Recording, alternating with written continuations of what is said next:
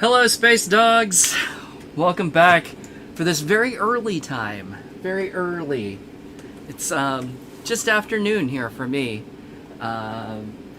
Starting early today because some overseas viewers had asked if I would do some earlier streams so that they'd be able to tune in live. So we'll see if anybody if anybody shows up. But sorry for the false start there.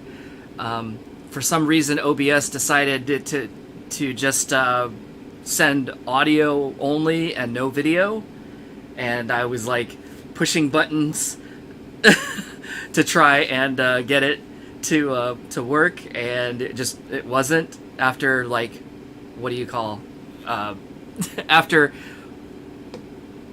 about 30 or 40 seconds, and I was just like, forget it. So I just shut OBS down and restarted it. But that, of course, that meant it finished the whole stream, and I had to like make a new one and all of that jazz in YouTube. So it seems like you all found it anyway. So I'm glad. But all right. So, whew. Yesterday was something else. I didn't realize how tired I really was, because I barely made it through the stream, and it was, a good half an hour shorter than I usually go, and then I just like passed out. I think that that shot hit me a little harder than I realized, and then until I got, trying to do stuff. But today I feel fine, so hopefully everything will be okay. But yeah, so we're back. Pump It Up Infinity. Here to play the Pro 2 songs today. Oh man, a stress-related tummy ache. That stinks. That was the other thing. Like, all day yesterday, I just felt tired and also hungry. Like, I just wanted to eat all day. And actually into this morning, too, when I got up, I was like, man, I am so hungry. So I went down to McDonald's, and I got, like, the heaviest thing I could think of, which is the what do you call the like the sausage McGriddles with cheese and egg, and, and made it a meal, and it's just like sitting in my belly, just like and I was like, oh, finally I feel full. Yeah, sorry about that. I was just explaining the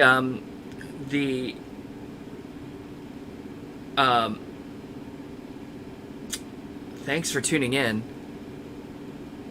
Oh, I'm not sure what you're talking about there, but oh, I see. Yeah, sorry about that. There was some kind of problem with OBS when I started it. When I started that stream, it was sending audio only, and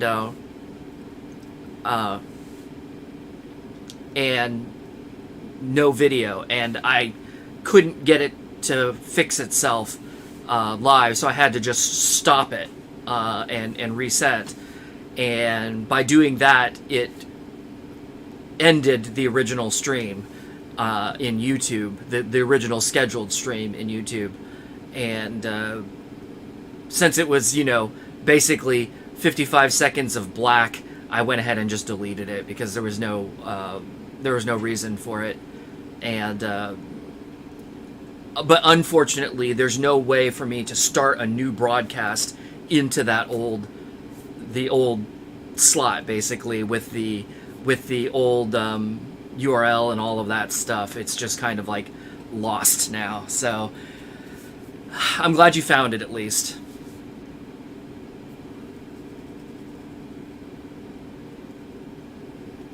But anyway,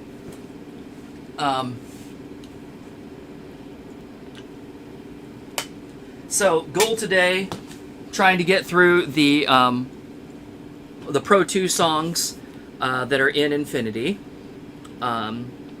which I think there's quite a lot. So it's probably going to take, the usual amount of time. But if we have some time at the end, we'll do a little bit more. But I don't know.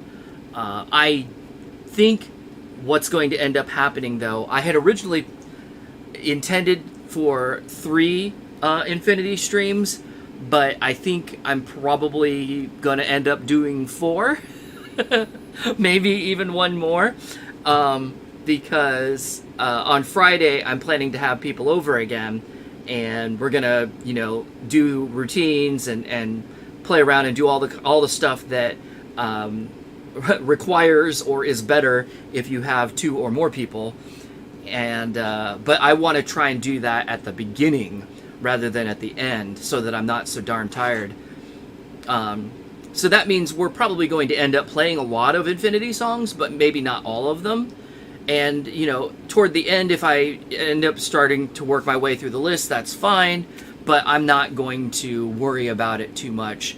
And, if I have to do a 4th stream or even a 5th stream where we go through the Infinity song list, that's okay with me, because,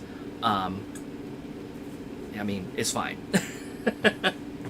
But yeah, that's what I was looking at, Regen, when I looked through the menu. I think it was 40 something songs in Pro 2, in the Pro 2 category, and then Infinity was even longer. In fact, I guess we can just take a look at it here. Loud. This scared the hell out of me earlier,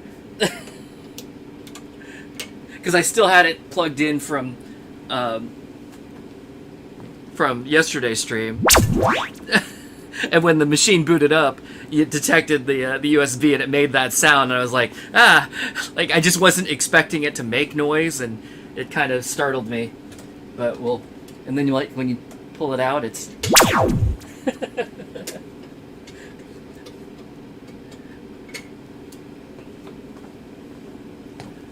unfortunately, it's a little slow to find it. There we go.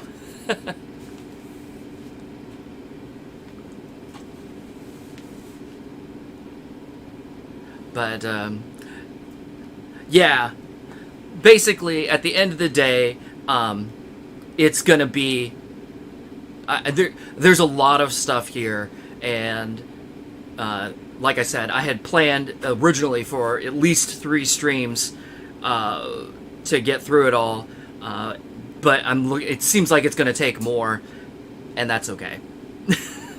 So, anyway, hit me!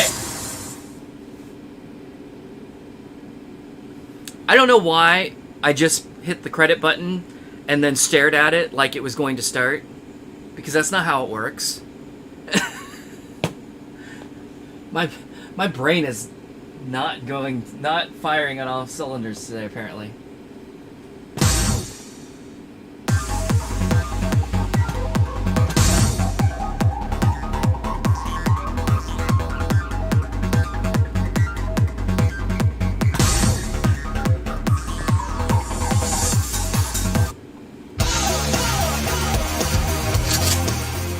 Okay, so Pro 2, 42 songs. So Regen was right on that. And then Infinity, 52. So maybe 1 off, or maybe there's something that I don't have open for some reason. But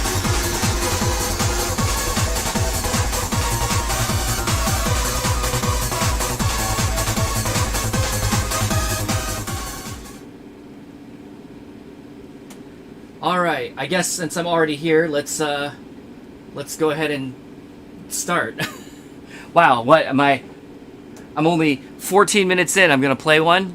How about that?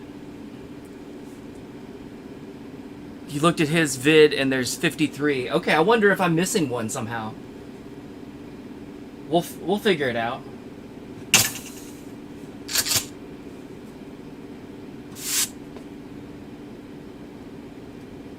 Oh, I looked at this, I was like, why are there only two? And I realized it's all the way back here.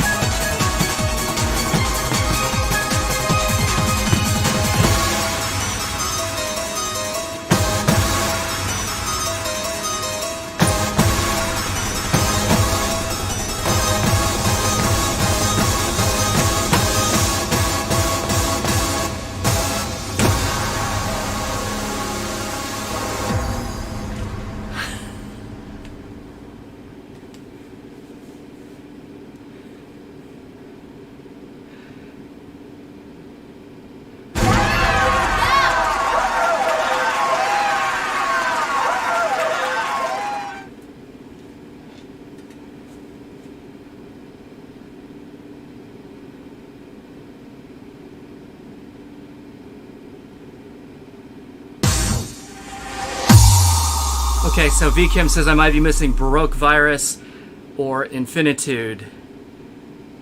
And also hello. Hello!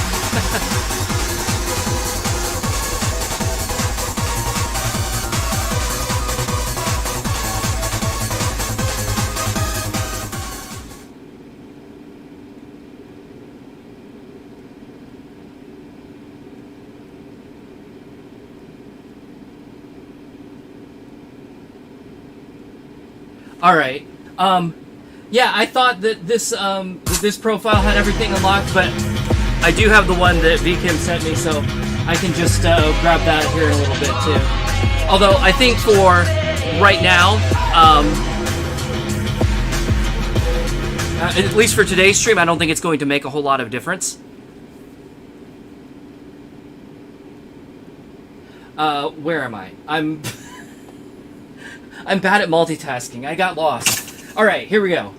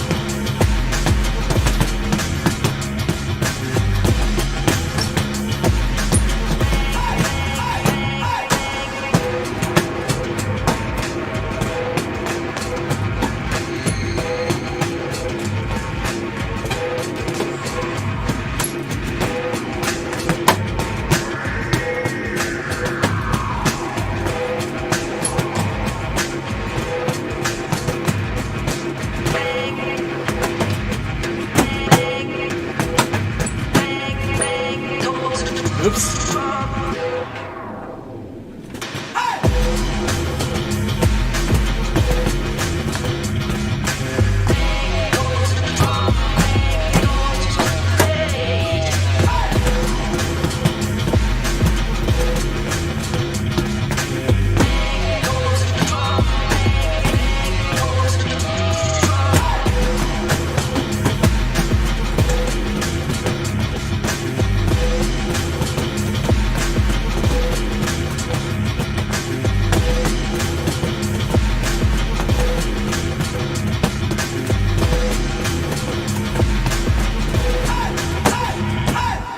So, I was thinking about this last time.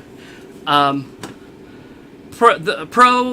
and Infinity are the only games that ever bring out mines in normal, like, arcade mode, right? Like, those have always been confined to, like, mission modes and special, battle station and all that kind of stuff in regular Pump. Is that correct? Like, I don't remember ever seeing them in just normal gameplay until we got there,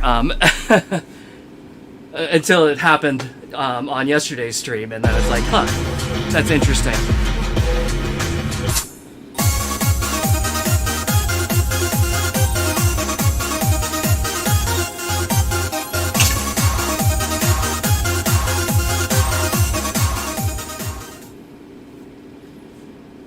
So, pretty much like yesterday, I'm still trying to go from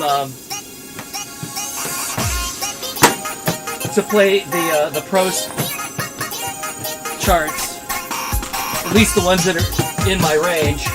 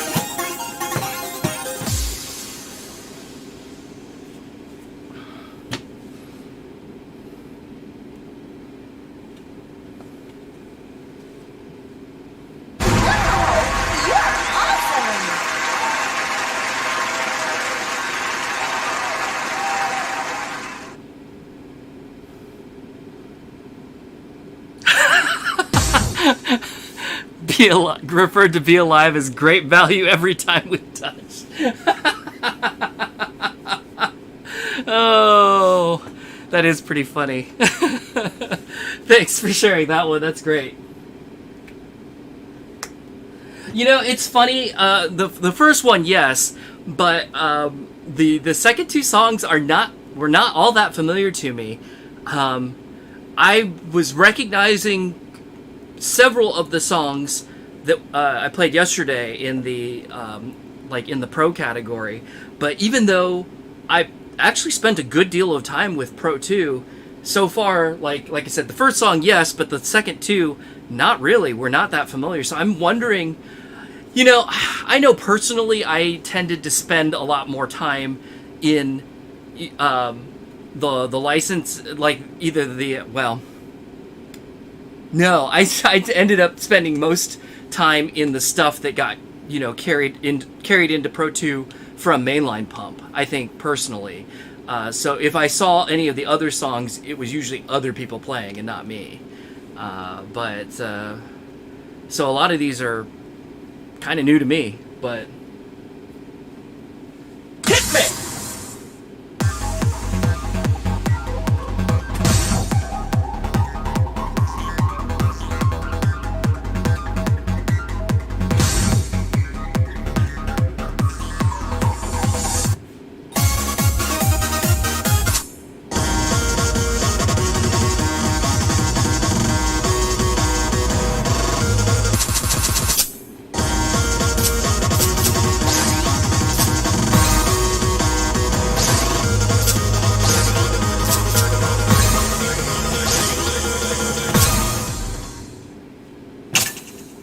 let's try and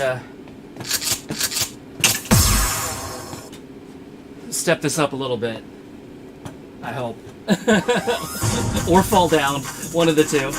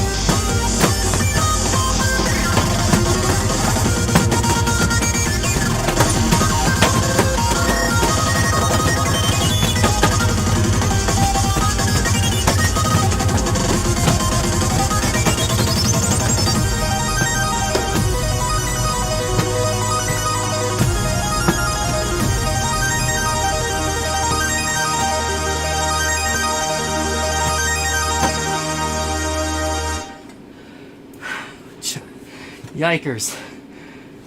That was, oh no. The camera crapped out.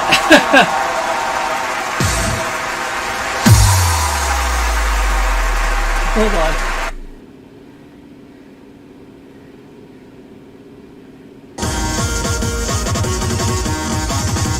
Always something.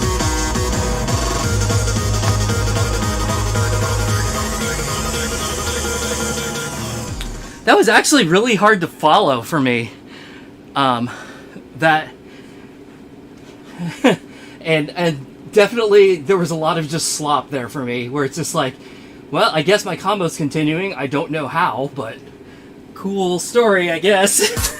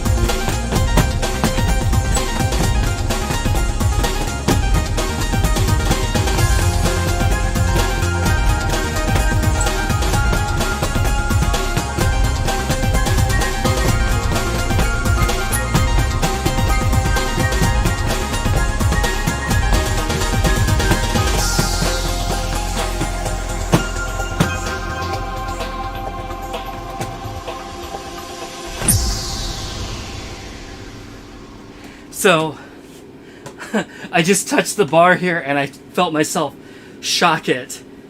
So I'm guessing that's probably what's going on with the camera. There's probably static electricity going on and it like flipped it out. But I'll have to keep an eye on it. If you notice that it dies again, let me know, because it's easy enough to reset. It's just kind of dumb. All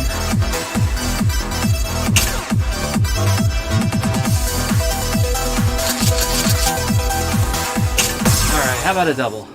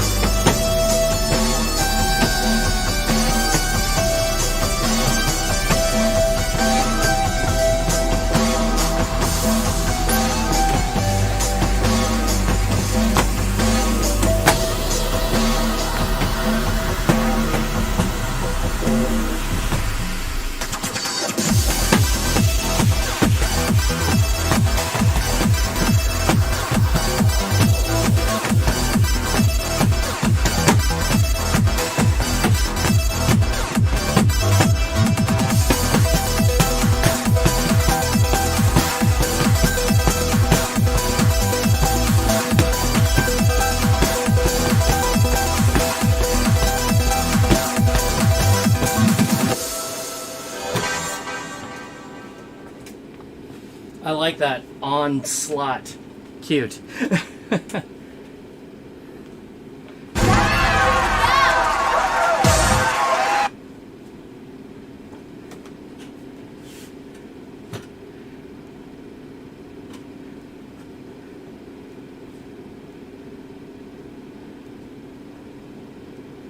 Oh, not paying attention. Game over. I was reading the chat.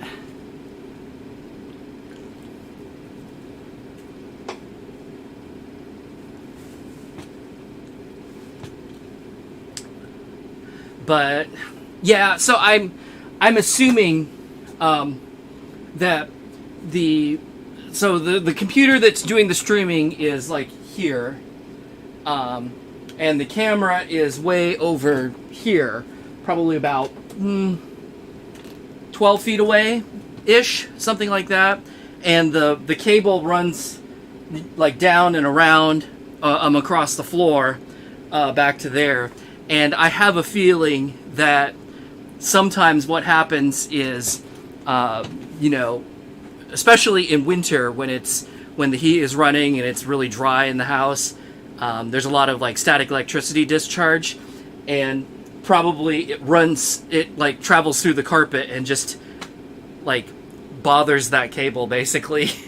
It's for whatever reason, even though it's like so I have 3 very long HDMI cables. I have one of each, like regular HDMI, and then mini HDMI, and then micro HDMI. So this one is mini HDMI going to the camera that I'm using there. And the mini and micro cables are super thin for some reason. So I don't think the insulation on them is probably what it needs to be, and that's probably what's going on. The regular HDMI cable that I have, the 25-foot one though, is a chonker. I mean, it is like this fat cable. It's hard to like when I'm done with it to like wind it up. It's very stiff. and very fat. Almost too much. Like, it's a pain in the butt, really. But all right.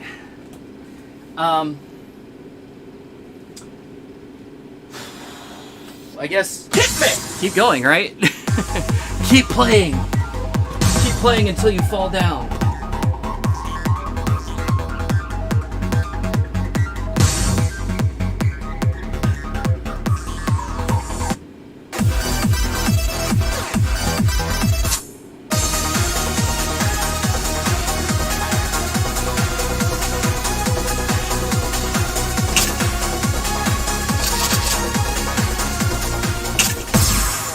Try this one.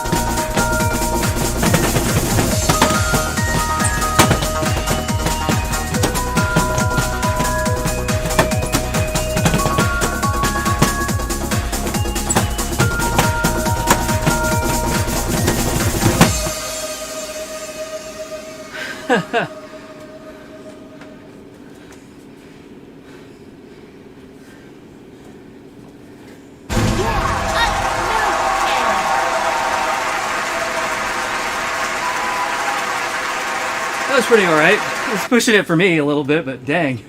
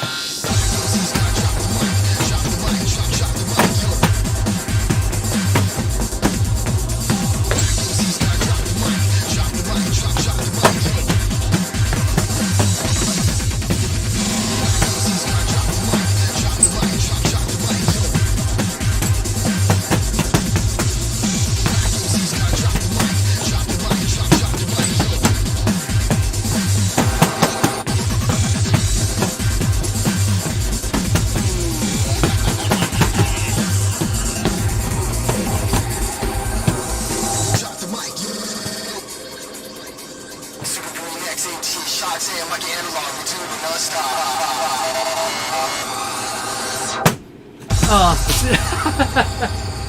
nice. Tricked you.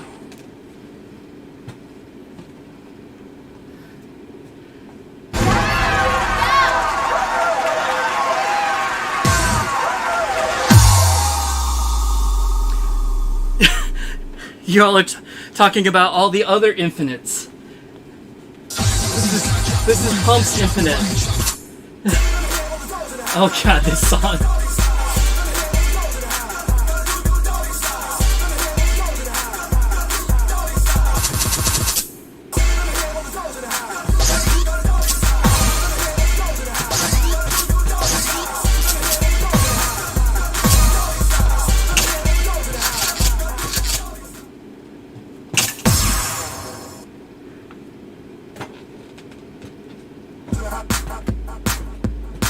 I'm sure we're gonna see this one on Friday.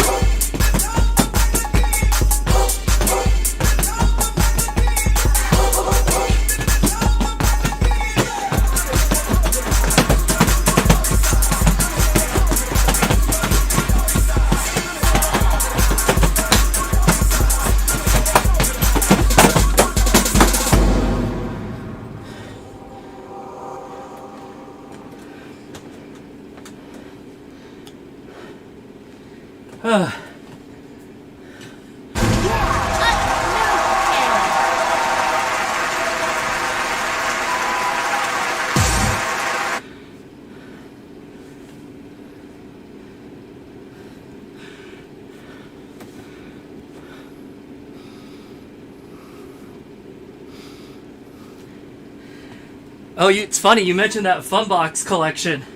I think I have a disc of that for MK3. I thought about playing it on stream, but I didn't end up doing it. I guess we could do it as a pickup later, if there's weird stuff in there or fun stuff in there. I knew it wasn't like an official thing, but it'd be funny.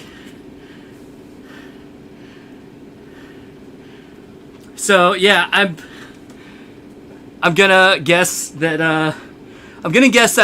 that last song was gonna get played on Friday for sure.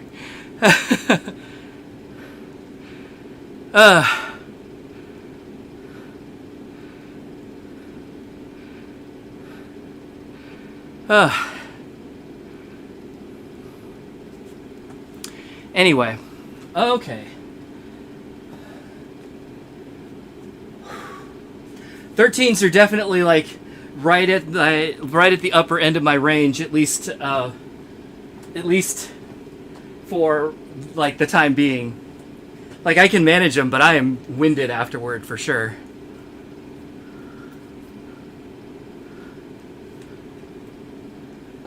Okay, I'll come in. I'll check it out. I'll check out the Funbox collection if we have some time at the end. You know, I was also thinking if it's possible to maybe rig up some kind of button board or something to play Pro 1 and Pro 2, I might do that at the end as well, but I don't know. We'll see. I think that's been an idea that's been kind of like hanging out there, but And at least when we thought of it, it was like, oh, we got plenty of time, and here we are.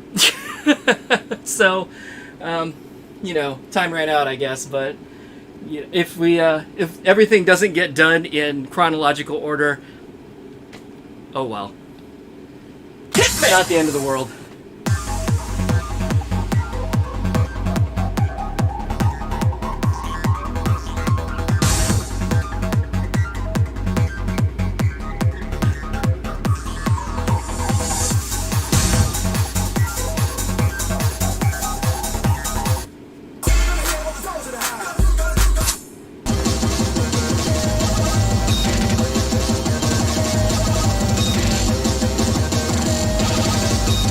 Ugh. This sounds brutal.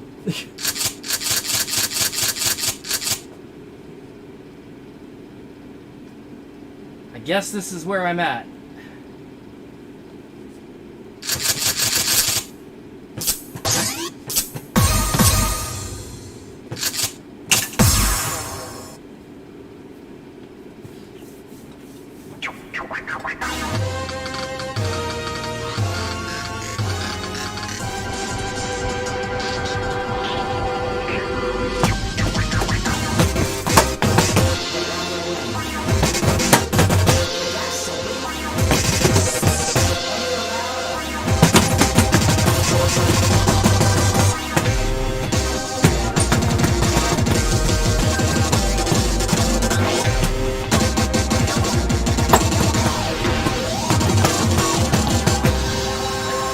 Alright, well that's interesting.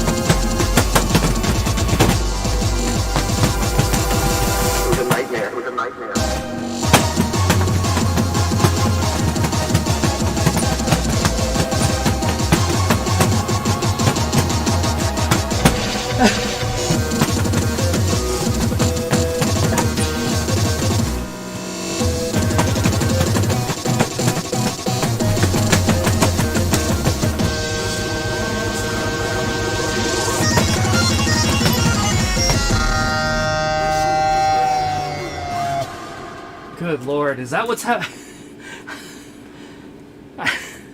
My brain broke on that one.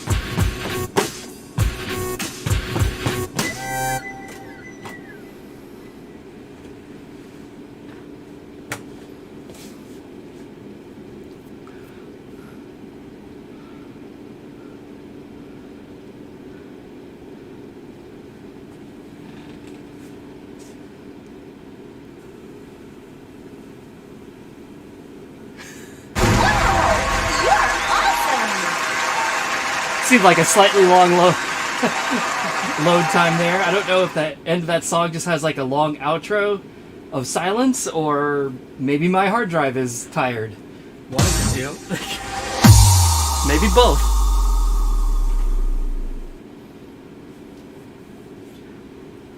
And yeah, Classic Boy, I'm just going in order here through the, oh yeah, it looks like we're about 2 away from Gargoyle. So, we'll be there soon.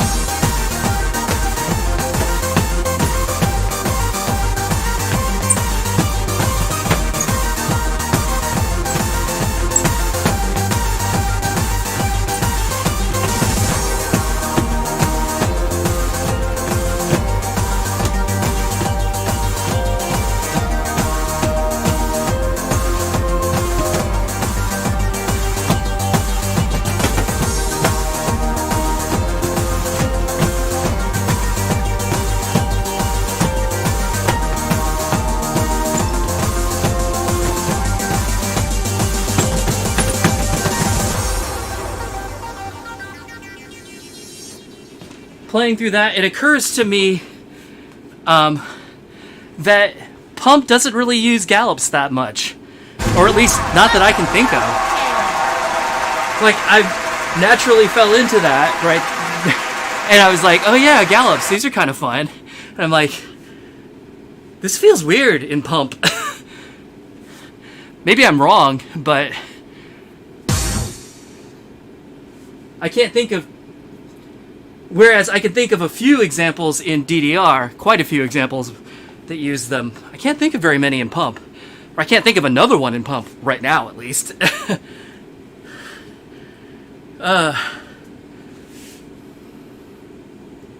Off the top of my head. Hit me!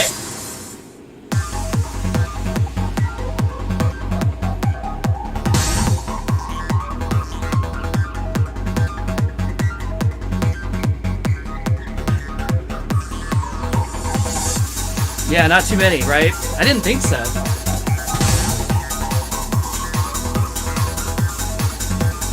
It's fun to do once in a while. I'm glad that was there.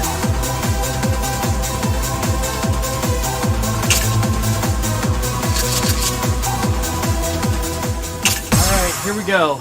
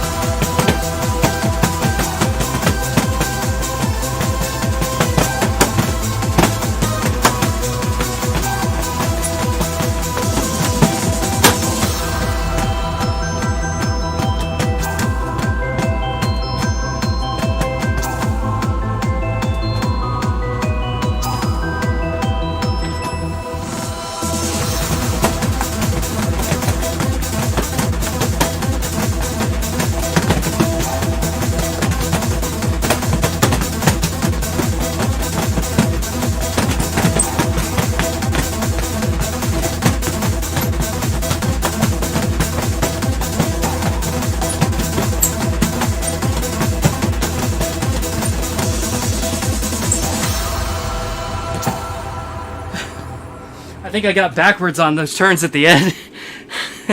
It was a lot harder than I think it should have been.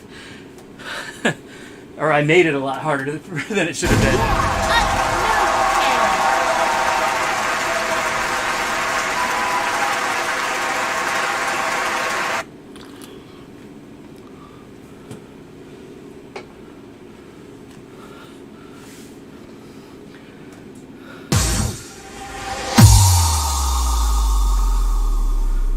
The cam died again?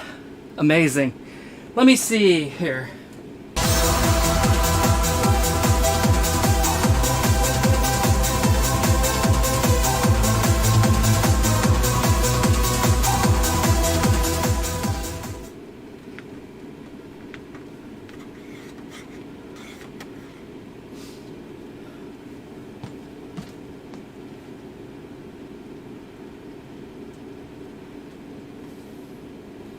The gargoyle knocked over the camera again.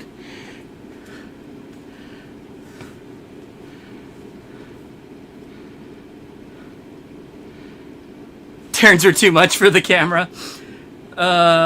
Maybe I'll play it again. Not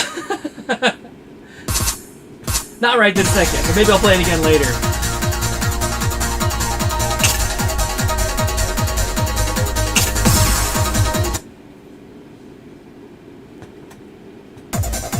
I tried to reposition the cable a little bit, get it up off the floor. Let's see if that helps. I don't know.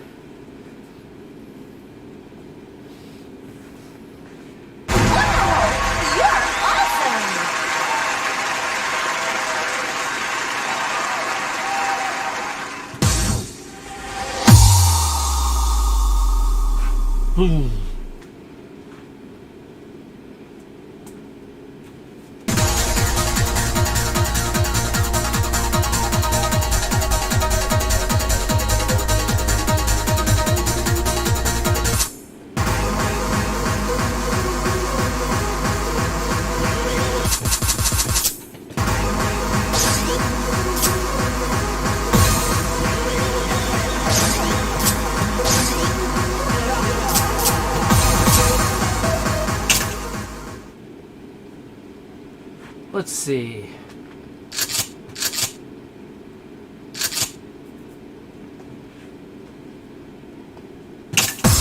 We'll go here.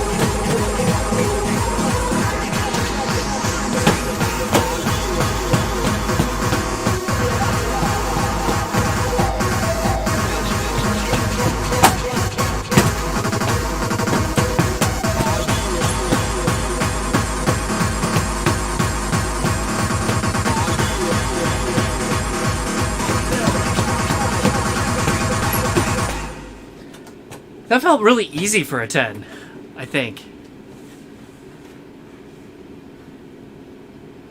Wow, you're awesome. Nothing wrong with it. It didn't feel. I was waiting for it to do something hard, and I was like, okay, it's okay.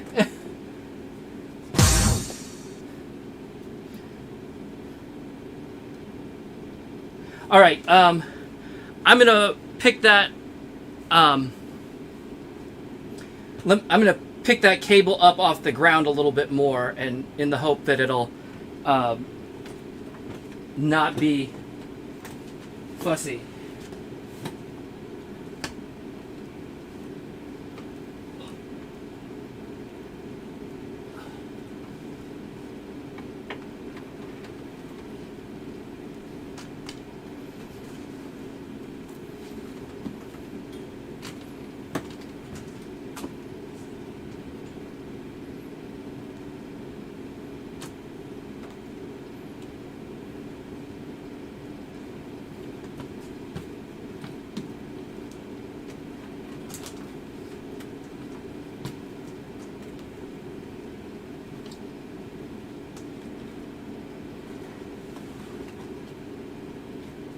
Don't mind me, I'm just hanging out back here, fishing wires out from behind machines.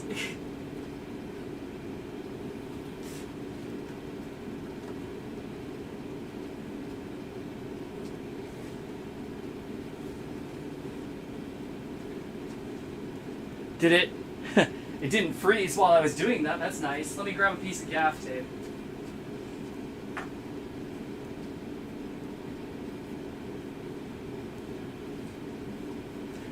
My old roll of gaff tape that I bought like 4 or 5 years ago is almost done. I got a new one in the mail.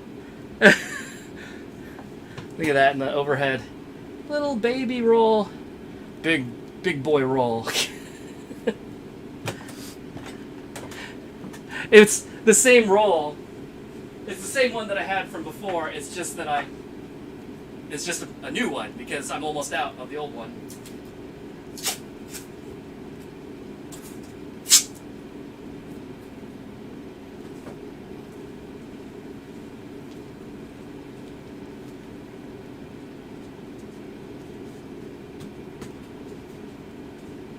Okay.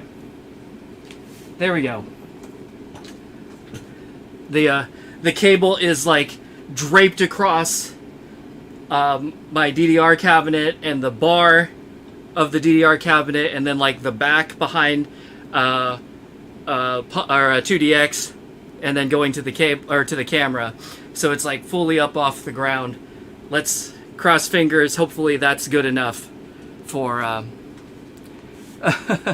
keeping the camera from freezing again. But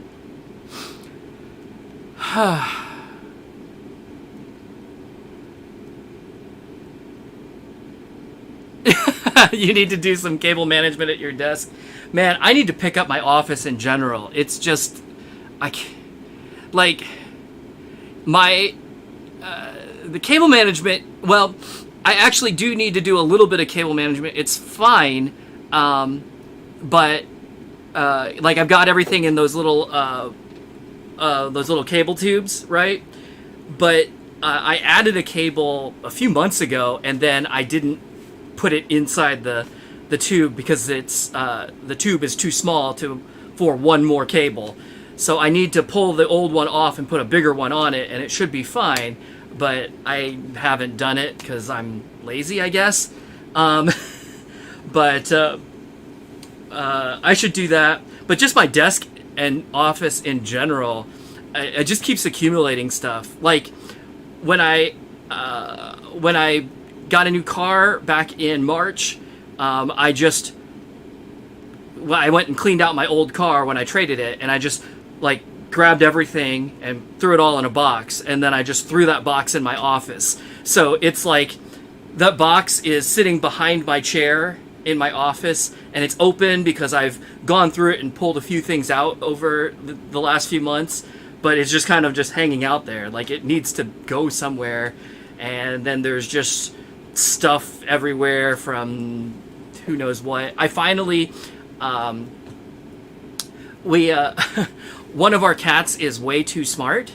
It's actually it's Flash who we took to the vet on Monday because he has a.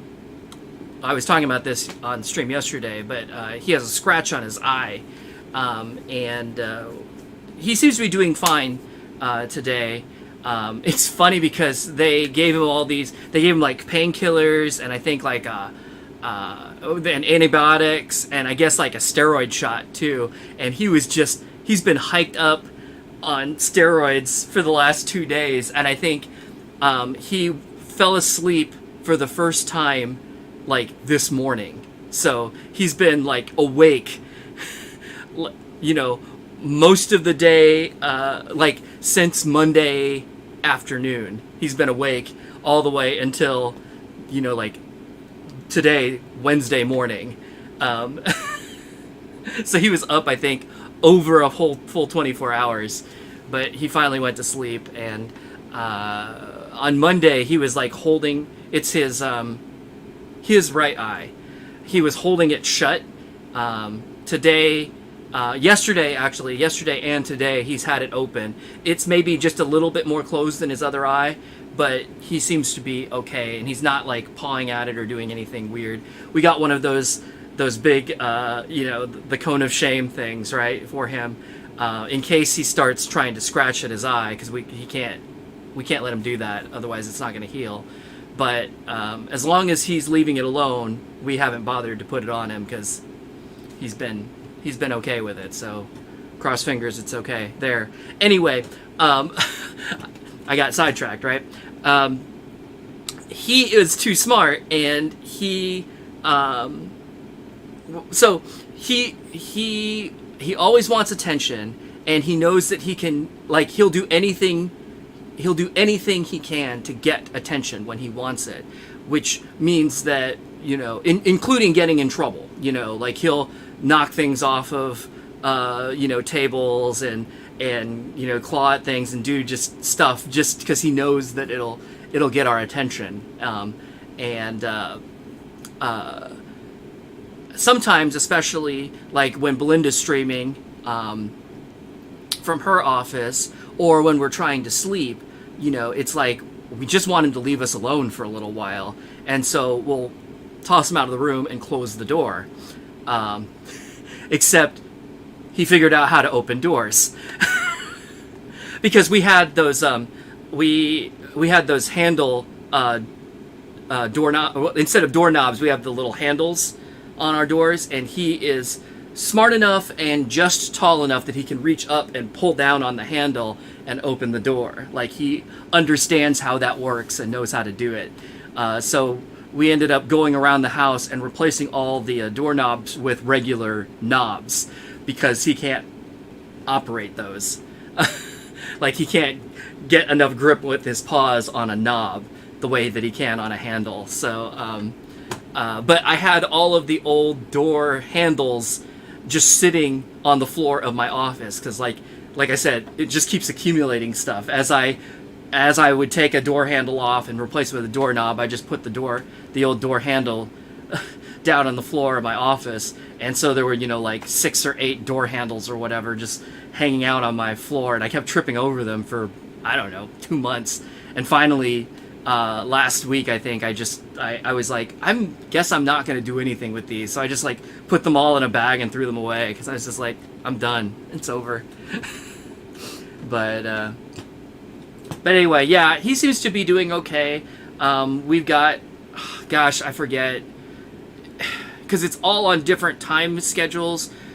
We've got like these pills that we're giving him, I think, for 3 days. And then we've got like these eye drops that we're giving him for like 7 days, I think. And we got antibiotics that we're giving him for 10 days. So it's, I don't know. We've got it all written down so that we, we'll do it. And so we've been having to get up and give him, different types of medication, probably like three or 4 times a day for the past couple of days. So he's fine with the pills. Like, he doesn't love them, but he's okay. He'll take them. He doesn't love the eye drops, but he's like, he doesn't. I mean, he takes eye drops the way I take eye drops, right? Where it's like, you've got the thing over your eye, and you're just like, okay, I'm gonna squeeze this. Don't blink, ah, and then it hits you in the eye, and you're like, ah, and so like he winces when it hits him in the eye, but like he's pretty good about it for the most part. But man, that antibiotic, it's the kind, it's like a liquid antibiotic, and we have like a little eyedropper, and so you like pull out the dosage, and then you like put it in his mouth, and you squeeze it in. He fucking hates it. He like struggles, like he sees the little syringe, and he's like, no, and he's like trying to struggle and get away, and like you put it up to his mouth, and he's like, no. I guess Belinda finally figured out. She took it and like squirted it on some tuna, and he ate the tuna, so that worked. But man, trying to get him to take it straight, he was not having it.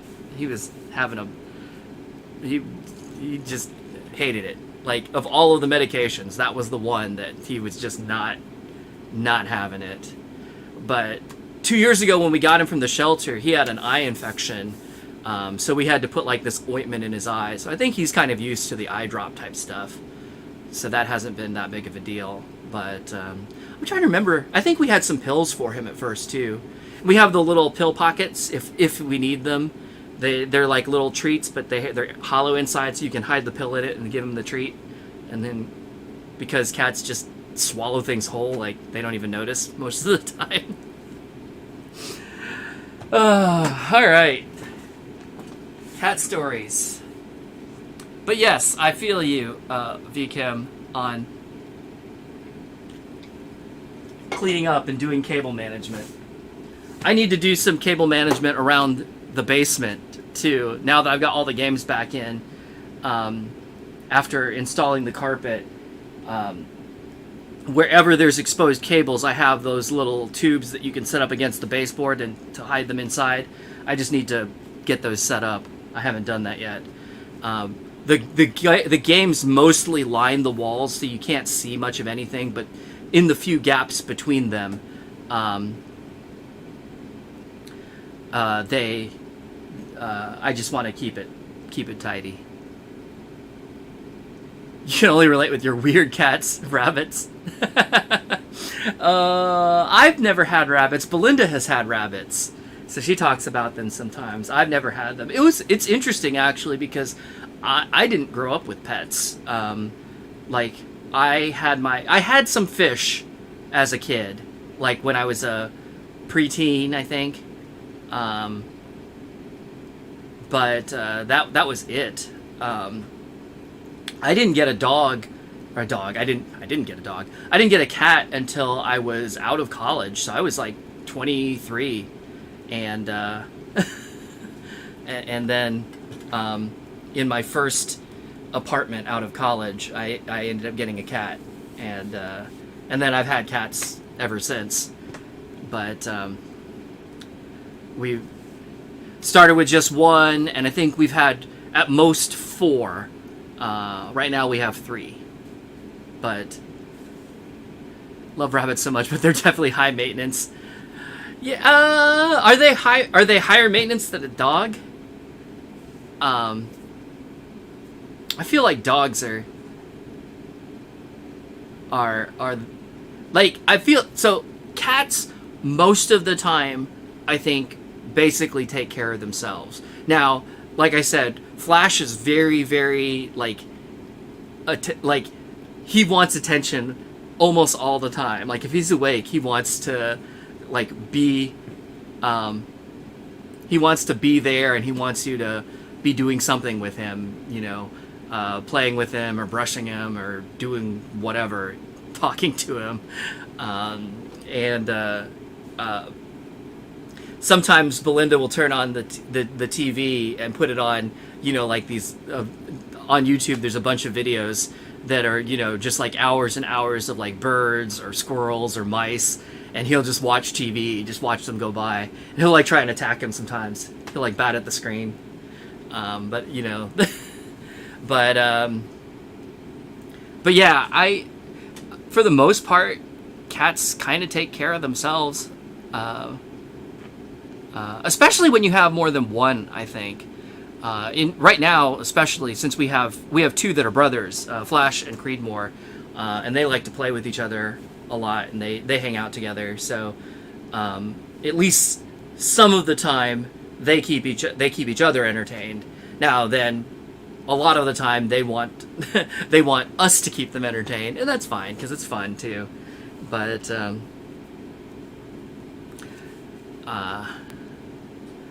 oh, both of your rabbits were rescues? Yeah, I think all of our... So, my first cat was a stray that that a neighbor had taken in and was feeding. And then... but she already had cats, so she was looking to rehome him, so I ended up taking him. My second cat was... just showed up in my house, actually. She just kind of like showed up at the back door of my house and was just sitting by the patio door, just looking in like, hello? And I was like, you're cool. Like, I was like, I'm not going to, it's like, I'm not going to acknowledge you. I'm just going to leave you be, and then you'll eventually go away. Well, a whole week went by, and she just like hung out there the whole time. And it's funny too, because like my cat would go out to her and at the window and just like hiss and growl at her and just be like, I hate you, and, so I'm just like, I don't know why she wanted to stick around, but she did. And so after a week, I was like, all right, fine. So I let her in, and we gave her some food and some water, and then she was our cat. So cool. And then like my third cat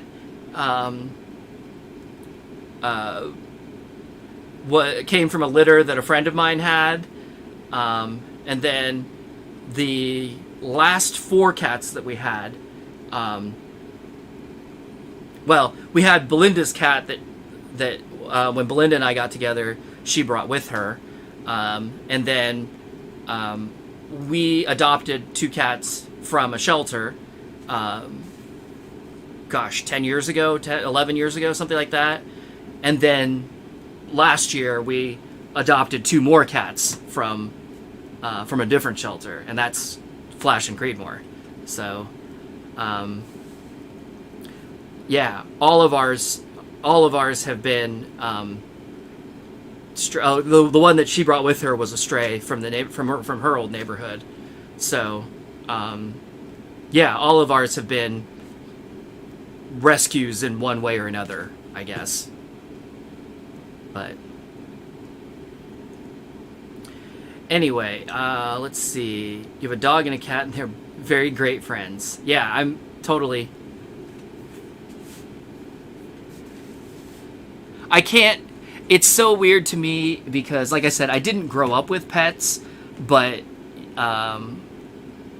now I've had cats for the last 20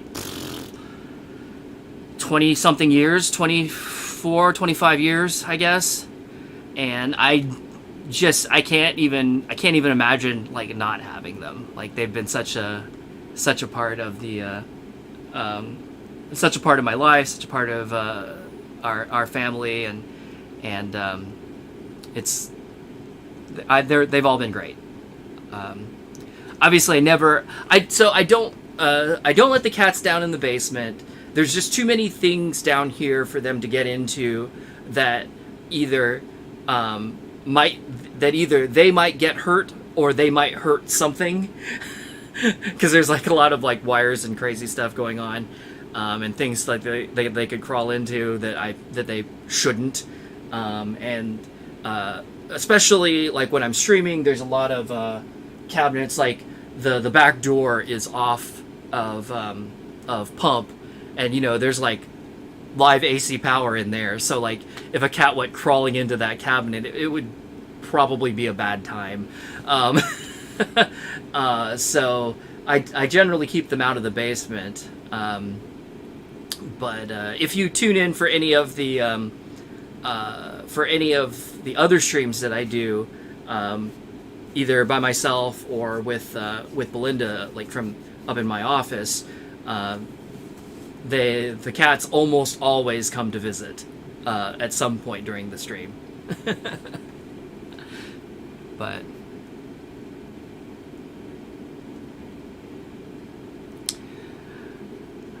and Classic Boy, your English seems fine. I hadn't even considered that there was anything wrong with it. I understood completely. So, Kieran, hello. Came back from the arcade. Ooh, sounds like fun. How are you doing with doubles?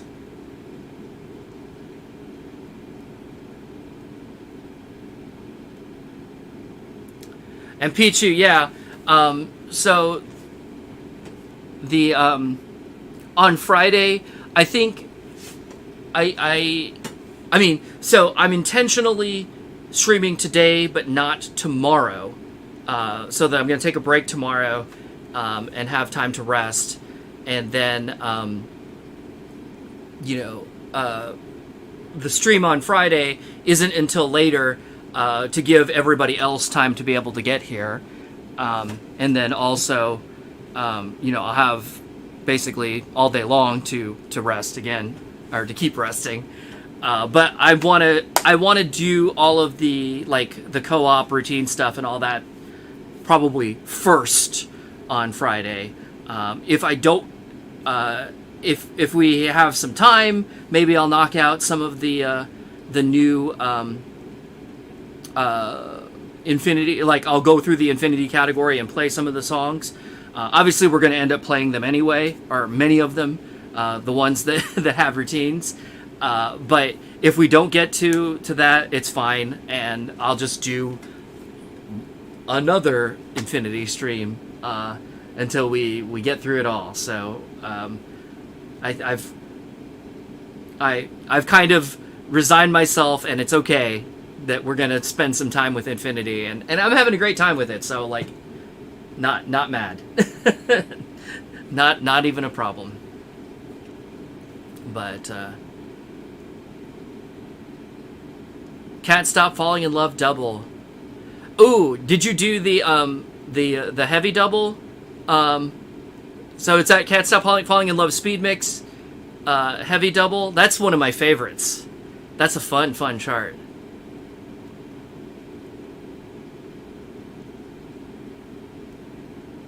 Whew, £2 for a game of doubles. I think the most I've ever paid... Gosh, I don't even know anymore because, most of the time nowadays,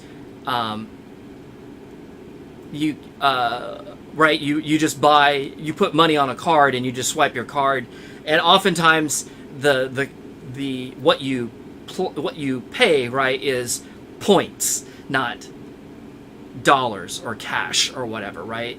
But so, like, could I do the math and figure out how much I paid in dollars? Yes. Do I? No. But the most I can ever remember paying for doubles was, I think, $5. Because it was $2.50 for a credit, and then doubles needed 2 credits. So I'm just chucking quarters into this thing, right? And I get $5. Yeah, I just really wanted to play for some dumb reason, but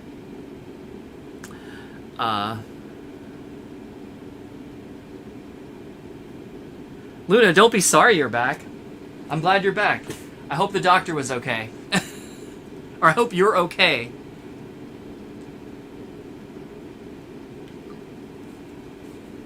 But yeah.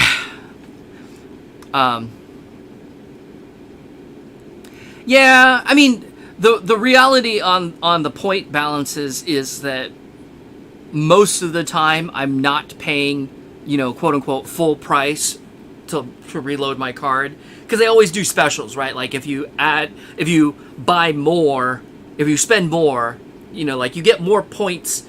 Like for $10 you get a certain amount of points. Like let's say for $10 you get 10 points, right? But for $20 you don't get 20 points, you get 25 points. So I usually get some kind of special like that. So I never know exactly what I'm paying.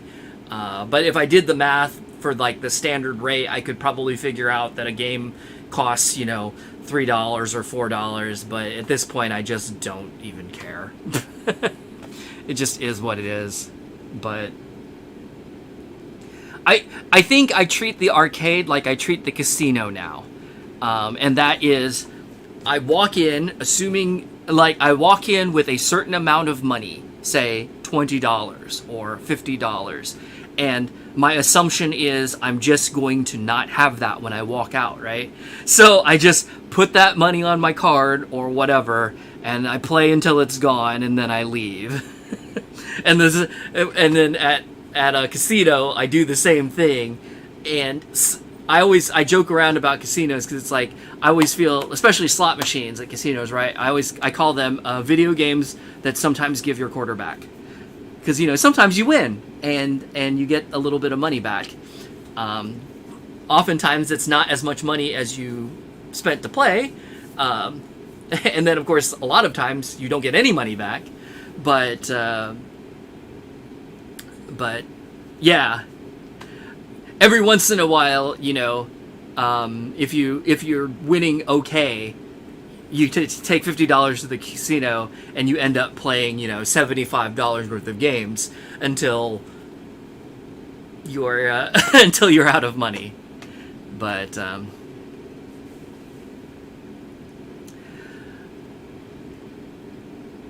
most you paid for Pump for 2 songs was $1.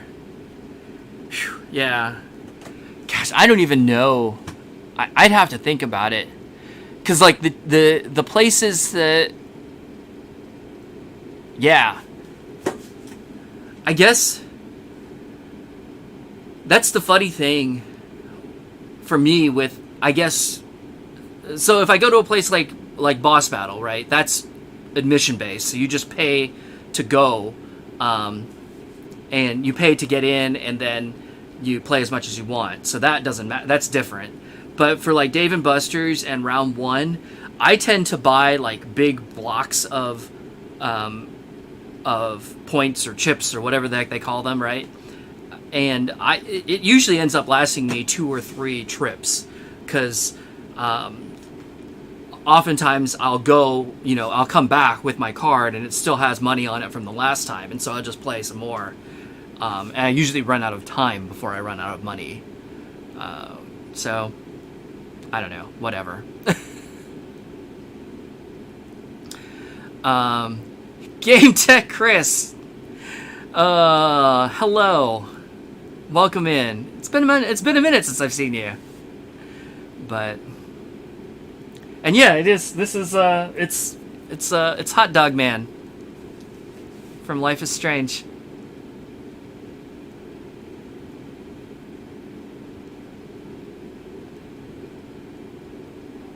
Whew. I don't think I've ever put $100 on Round 1, but I've probably put, like 40 or 50 on at a time. The difference for me is there isn't a Round 1 very close, so it doesn't make a lot of sense for me to load it up a lot, because I'm probably going to be there for maybe 2 or 3 hours, and then I'm not going to be back for 2 or 3 months. So I don't necessarily want to tie up a ton of money on a card that I'm not going to really use very quickly.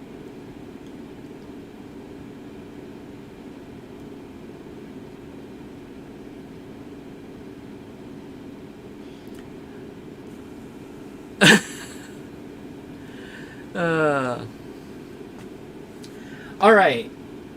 Wow. So I ended up. Yeah. I mean, $100 would definitely last me a few trips. It's just that, it would take me probably a whole year, or maybe even a year and a half, before I went through $100 at round one, just because I don't get a chance to go that often. Because the nearest one to me is like 2.5 hours away. That would be Louisville. But I normally go to Chicago, which is like 3.5 hours. So, yeah, it's just... I used to go there a lot more before COVID. And then, of course, during 2020 and 2021, I didn't get to go very much at all. This year I've gone more, but still haven't gone a lot. Still trying to... Oh no, you got COVID, Chris? I'm sorry. That sucks.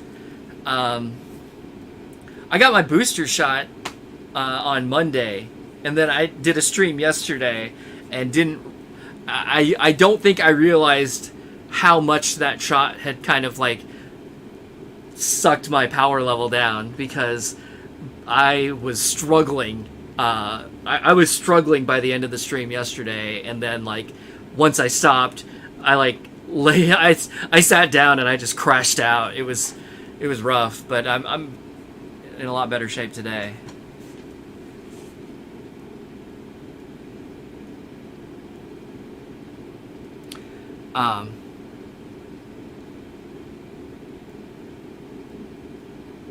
Yeah. There's no VCam. You're right. There's no round one in Indiana. There was gonna be one in Fort Wayne. They had announced one in like 2019 or 2020, but then during lockdown and all that stuff, they ended up canceling it. Although, to be honest, even you're exactly right. If I travel to go to round one, there are other things that I want to do. So, quite frankly, even if... So, Fort Wayne would be closer. I think Fort Wayne is about 2 hours away from me. But there's not a whole lot else that I want to do there. Not on any regular basis, anyway. So, I would be more likely to spend an extra hour and go to Chicago instead, because I know I can make, a whole day of it and hang out and do other things, or eat a bunch of great food, if nothing else, right? So, it's a bummer that we didn't end up getting the round one in Fort Wayne, but the reality is would I have visited it? Sure, but I probably wouldn't have been the one that I went to the most often, even though it would have been the closest.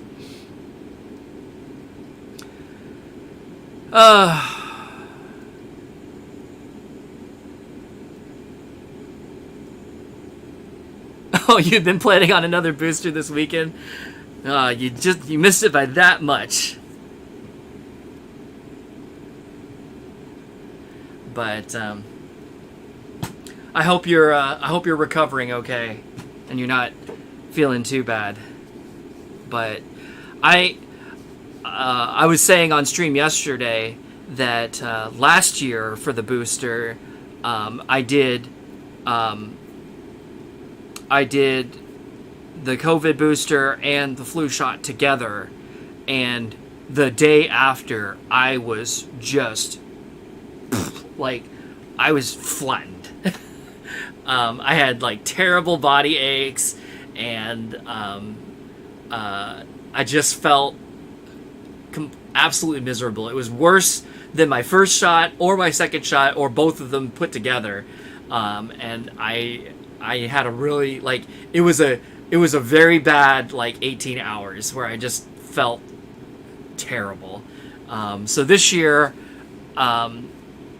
I switched over from Pfizer to Moderna to try that, and I'm delaying the flu shot for a couple of weeks. I'll probably get it when I go visit the doctor later on this month, just because I wanted to try something different so that I wouldn't feel as bad. And at least that worked. Like, I did not feel nearly that bad yesterday. I had a little bit of a headache, and I had some slight body aches, but nothing too bad. But by the afternoon, I thought, oh, I feel fine. And I thought, okay, I can go ahead and stream. And then I got into it, and I was like, oh, no, I you know, I wasn't quite as ready as I thought I was. But then, like, today, everything's been fine. I've been going through here, and it's been all right. But I'll be curious to see. My recollection, like, I've been kind of, throughout my life, I've been real sporadic about flu shots. Like, sometimes I get them, sometimes I don't. And I'm trying to remember if, like, what my normal reaction to them is. So I think by spacing it out this year, I'm going to kind of, like, make a mental note. Okay, this is how the flu shot affects me.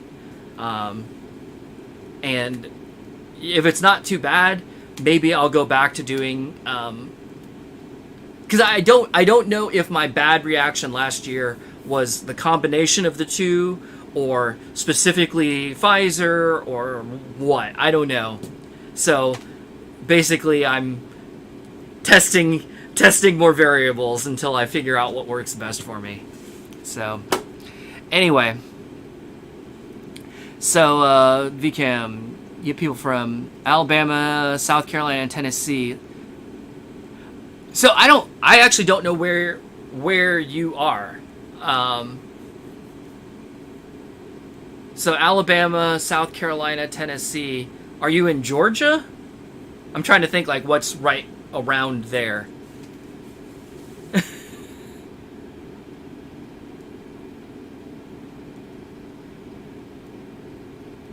Metro Atlanta. Okay, yeah, so Georgia. Hey, good guess. You gave me pretty good clues with people coming from Alabama, South Carolina, and Tennessee. But yeah, it's interesting. I feel like, and this is not this has, like, this is not a judgment of any sort. It's just an observation. I can think of exactly one thing I've been to Georgia for. I've been through Georgia many times, usually, like, on my way to or from Florida. But I can't think of very many times.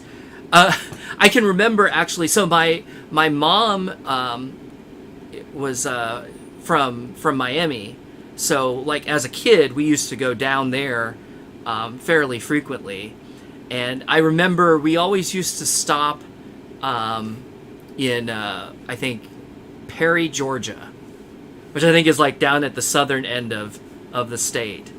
That would be, like, as we drive down from Indiana, we'd get about there, and then, you know, my parents would want to quit driving for the day. And we'd always stay in a hotel there overnight, and there was, like, a Chinese restaurant there that we would go to. Which, amusingly, that particular restaurant was started by the same guy who also started a restaurant that was up by us. So that's how we happened to know about it. It's just a weird thing. I guess he was, like, this, you know, serial entrepreneur of Chinese restaurants. He would just go, like, to a city and open it up and run it for a little while, and then turn it over to somebody else, and then go someplace else and open another restaurant. But anyway, but yeah, the only thing I can think of where I actually was going to Georgia specifically was one year I went to Anime Weekend Atlanta. But so yeah, like I said, that's not a judgment. It's not that I'm avoiding Georgia. I guess I haven't had a lot of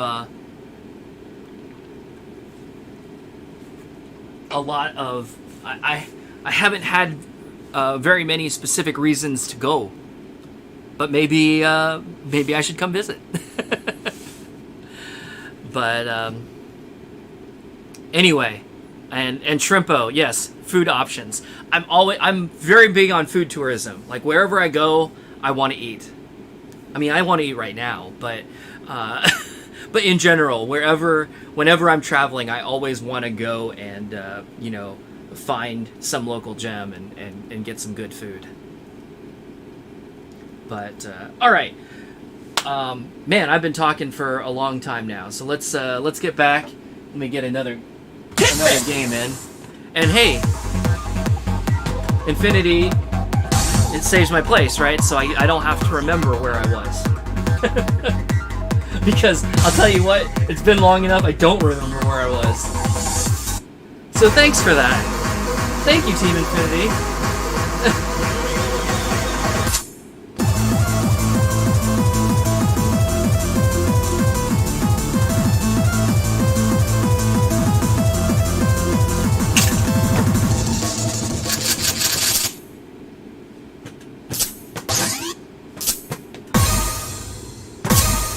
Okay, so I've been trying to play the pro charts mostly when they're available, but that means on this one a 6, which is going to be a little easy, 14, which is probably too hard, or I guess this 13 double, which we'll see. We'll see how this goes. Perhaps some regrets.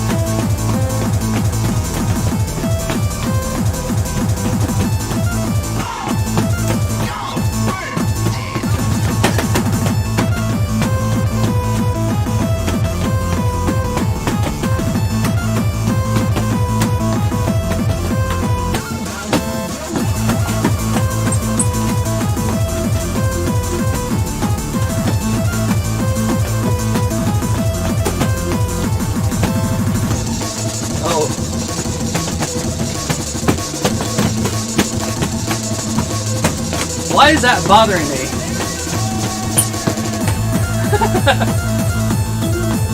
That just like, even though they were all off to the side and not really even a problem, it just broke my brain. I couldn't concentrate on what I was supposed to be stepping on.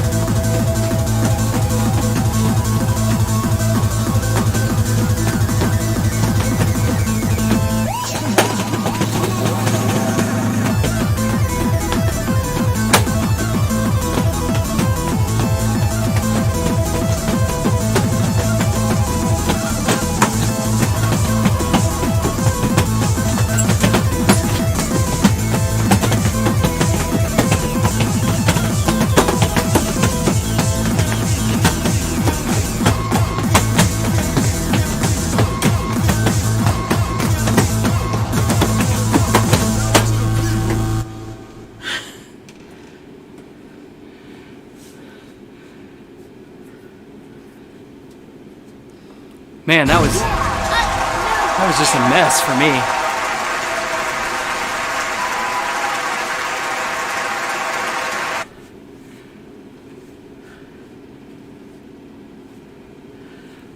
Well, thanks for the invite, VCam. I've got a...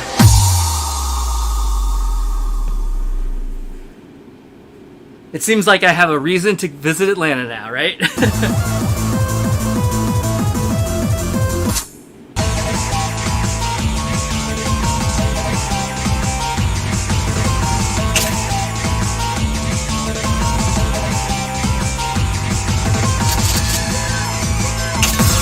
I guess technically I was in Atlanta this year, just in the airport. I had a layover there on another flight at some point.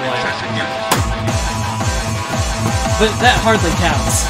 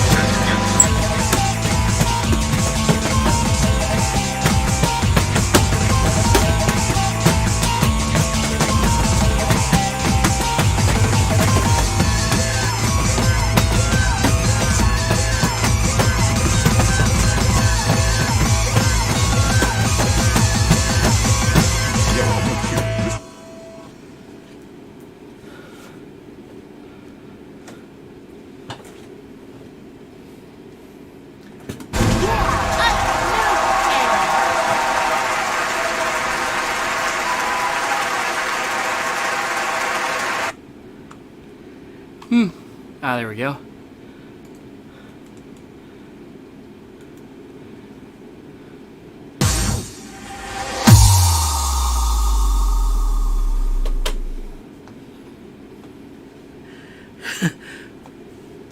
Feels like the chat flew up on me like as I started playing again. So I'm gonna have a bunch to read here as soon as I'm done.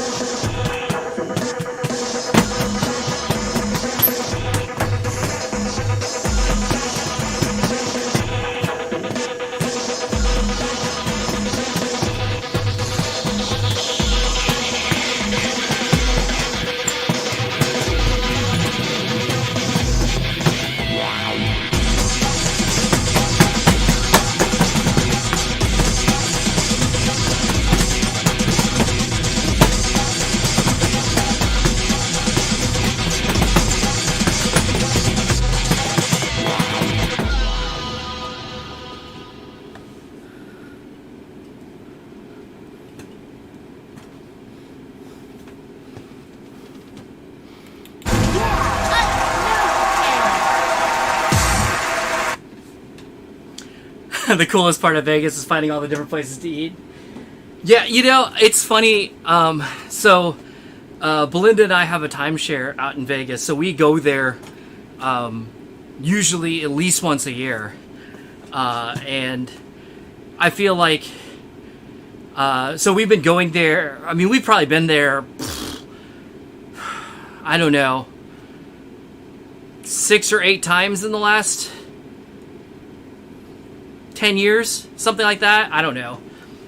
And I find that the more often we go, the less time we spend on the strip and the more fun that we actually have.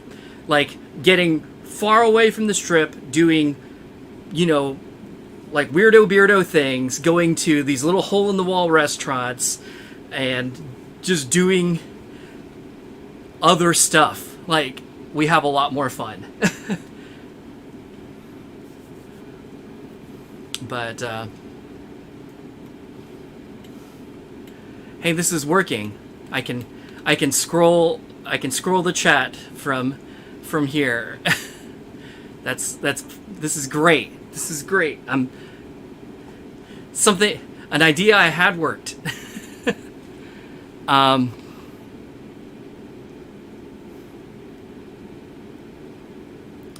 VKM, hopefully once you finish school and land a job in your field, you can travel out of state more often. Yeah, well, if you ever find yourself in Indiana, likewise, feel free to stop by. Just hit me up. We'll hang out.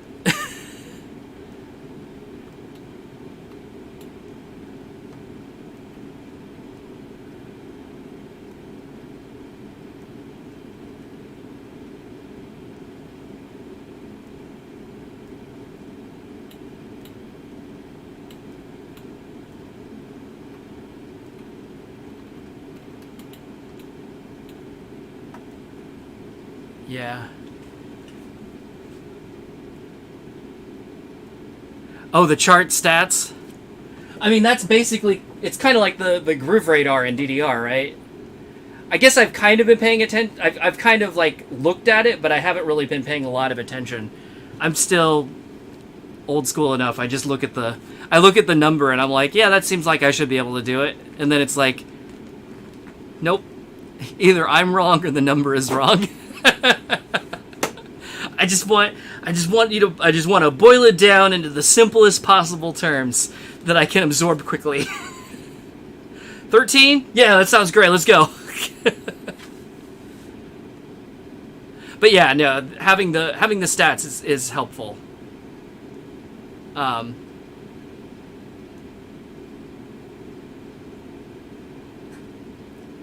Shrimpa says Andy Maris should take some notes on the Pump It Up game, made by Korean people. So, honestly, I feel like Fiesta 2 and Prime 2, I feel like a lot of things... it seems like they borrowed a lot of things from Infinity, or the UI-wise, there's a lot of similarities there that weren't there to begin with. So I think that kind of happened.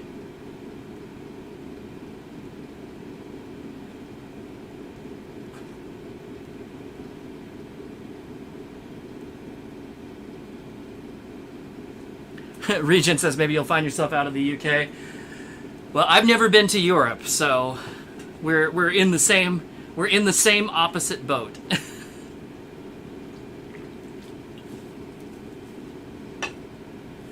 I mean, I guess I've never been to the UK or anywhere else in Europe. I have at least been in that... I've been in the other side of that hemisphere. Because I've been over in Japan and Korea, but...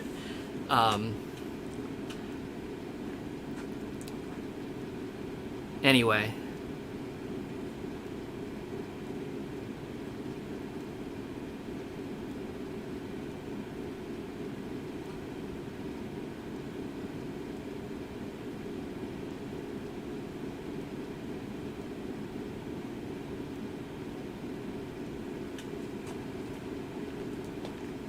K-pop girl, you were also in Vegas at the airport for a layover.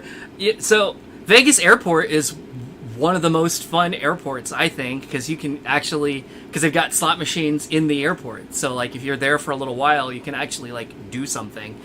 I can remember actually. So this takes me way back, but I can remember in in high school. So. I guess it didn't really matter because it was outside of the secured area.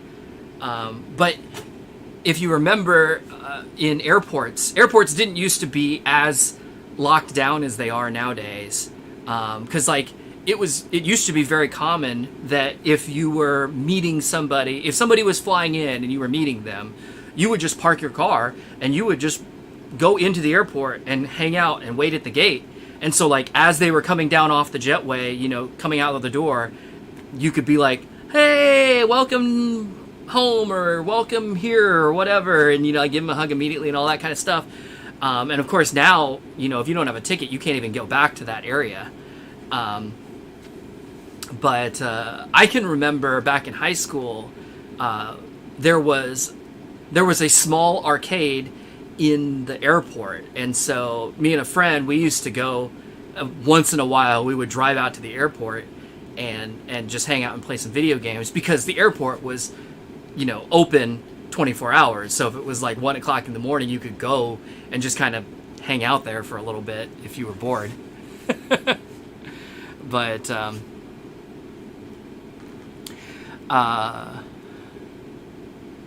anyway, I'm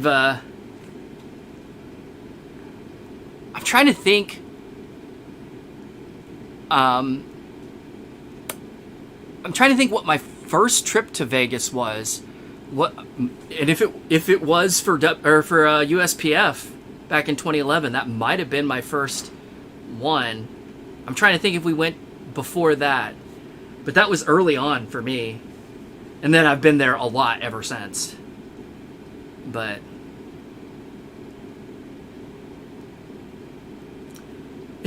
Chris says it's fun going to hang out in the basement, in my basement, and not even turn the games on. Well, you should come back and we'll actually play now that the basement is like nice again.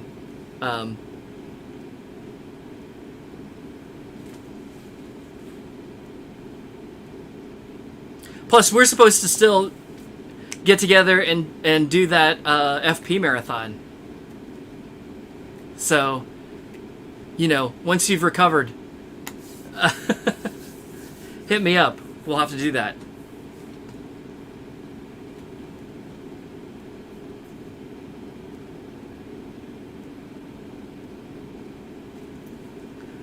But yeah, that's always interesting, you know.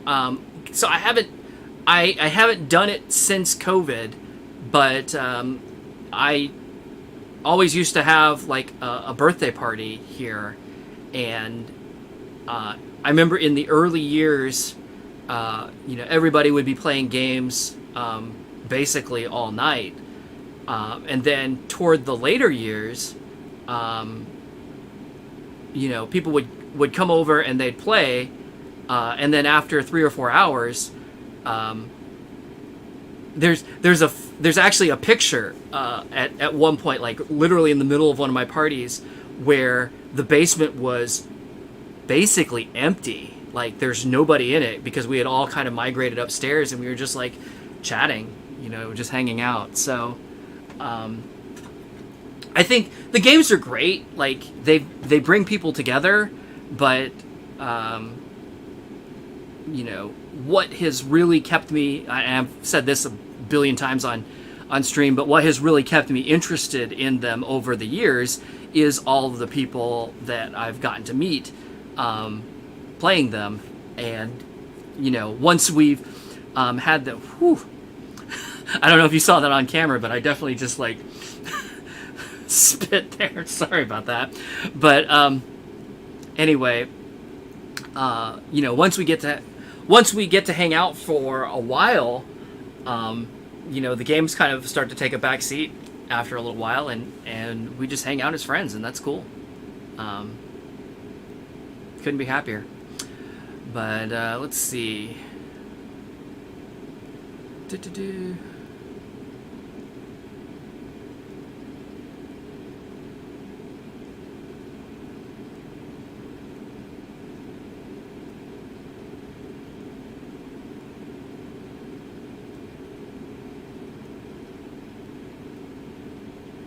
Regen, you said you'd love to play Step Maniac someday. I think I want to say there's a machine somewhere in the UK. I know if you follow Kyle Ward, he's always posting like where new machines are getting installed. I don't follow it super closely, but like occasionally I see it, and I know that there's definitely some locations, some European locations. So I imagine that somewhere in the UK must have one. Or if not, it's going to happen probably sometime soon. All right. Hit me! Let me keep rolling here, because I guess we're only at 2 hours, which is doing better than certainly doing better than yesterday, but I'm doing better than I expected. But we were moving pretty quick, and then I got to talking for a while, which that's fine. But I don't want to forget to play either. Oh boy, that's a big jump. 7 to 15.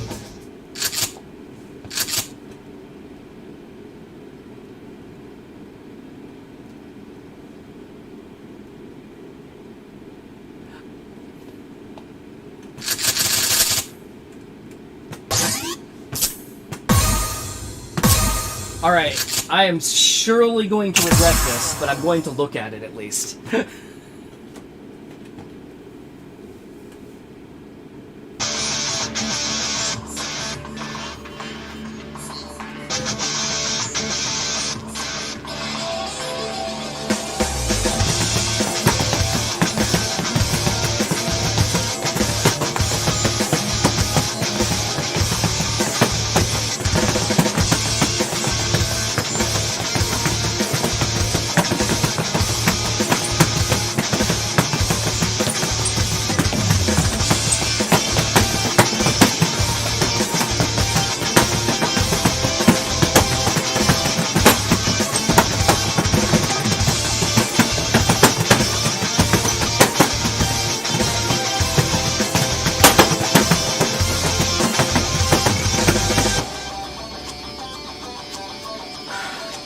Thank you for the hold to rebuild some life.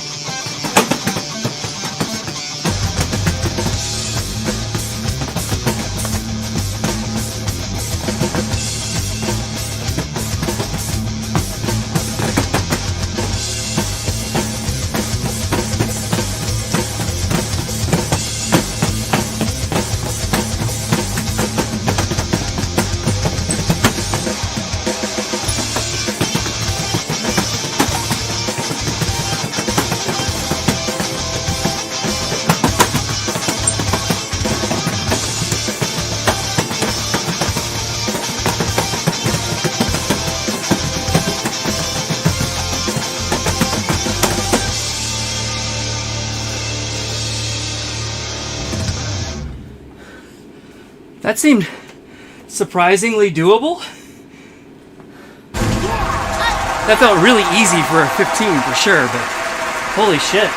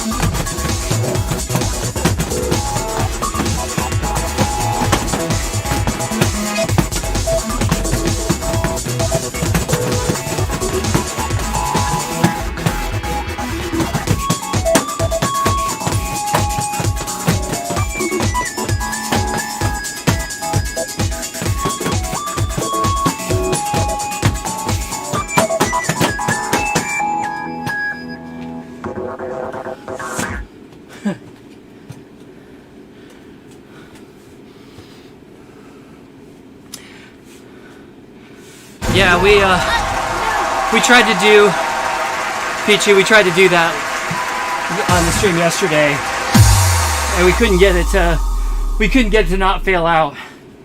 So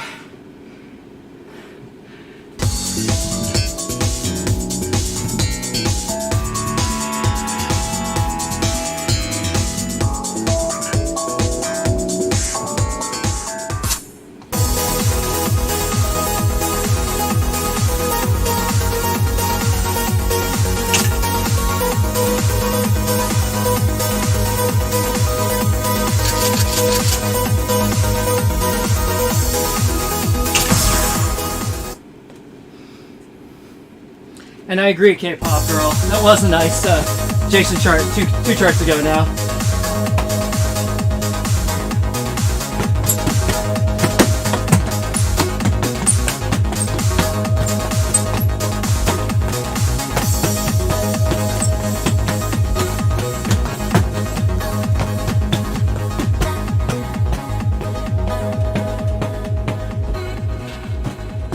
I can't cheat it.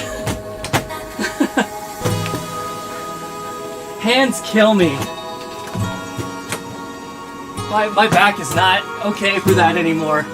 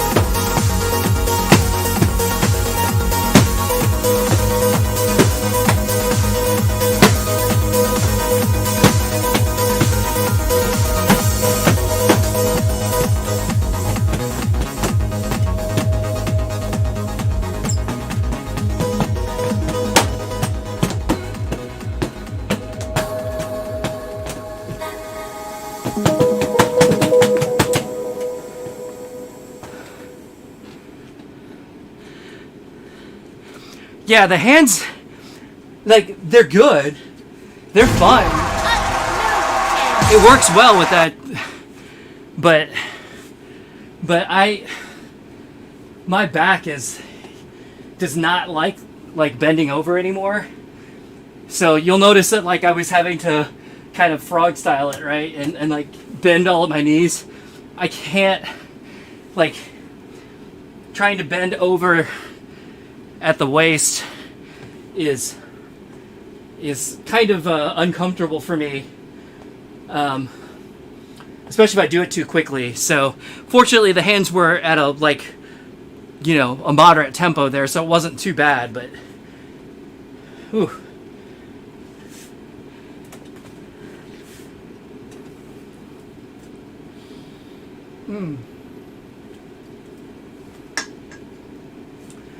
I just ran out of drink, so I am going to take a real quick, like, actual break where I walk away for a little bit, and refill my drink, and then keep going. I shouldn't be away for longer than just a couple minutes, though, so stand by.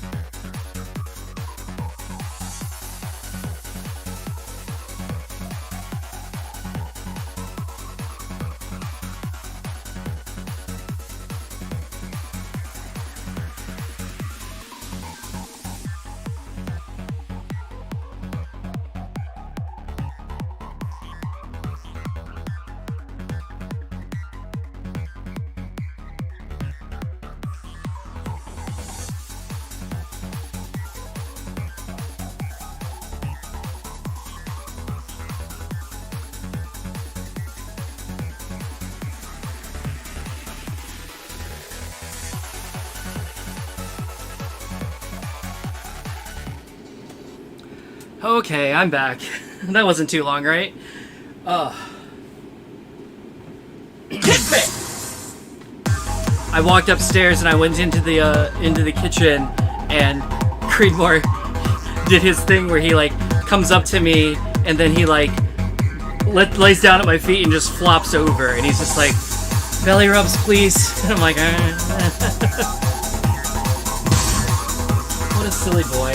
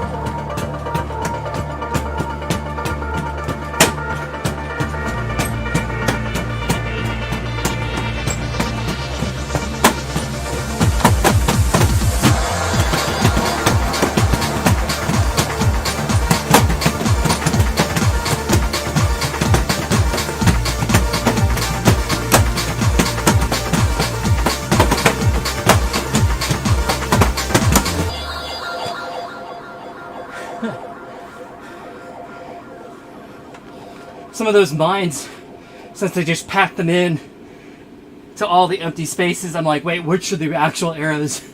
I'm sure that's the point.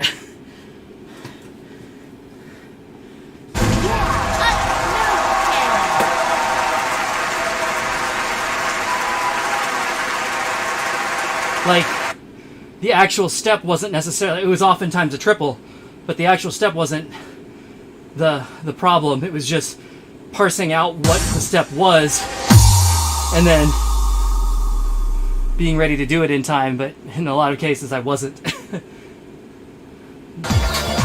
go fast enough. Couldn't brain fast enough.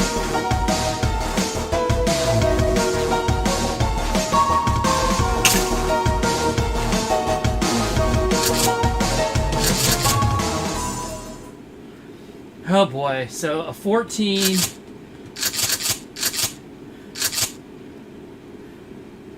I guess I'll go with the 14. I don't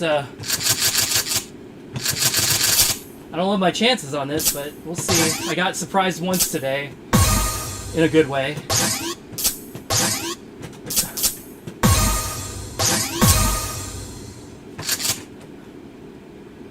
Oh, I guess this is an infinity chart, so I guess that's not really a pro chart either. So all of the pro charts are out of my range. 17, 16, 17. Like, unless they're just grossly misrated, I don't think I'm going to be able to do any of those.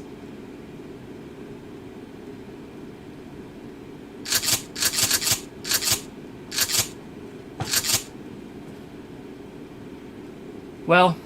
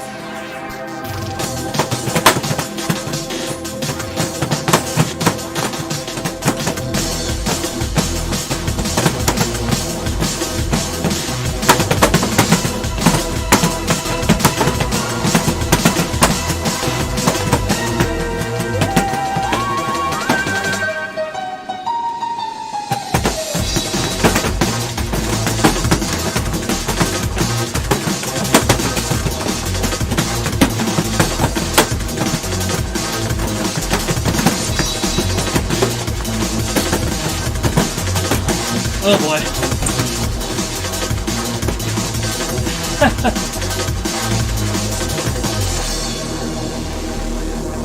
Too much for me.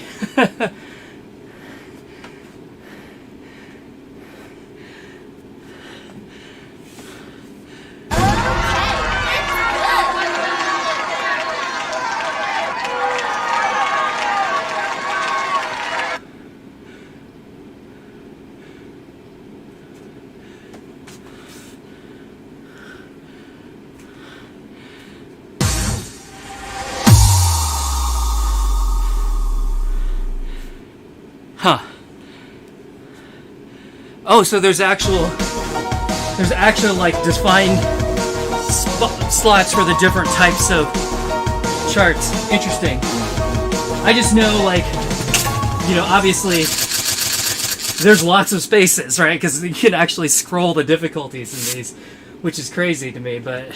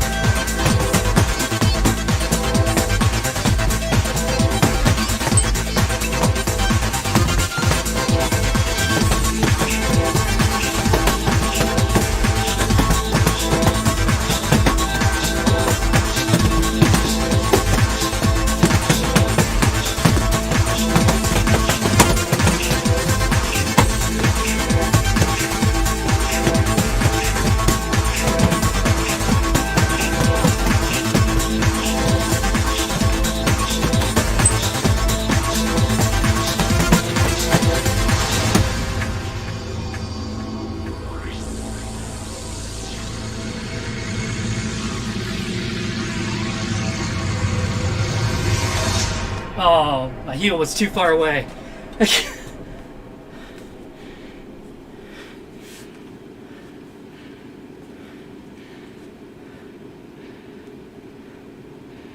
Ten unique difficulties per mode. 10 singles, half doubles, 10 doubles, 10 routines.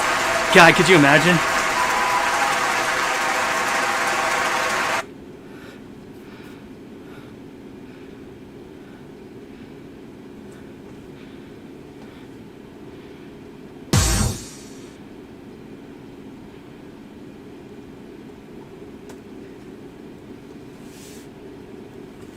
And am I assuming correctly that what you dread is Jason? Am I right?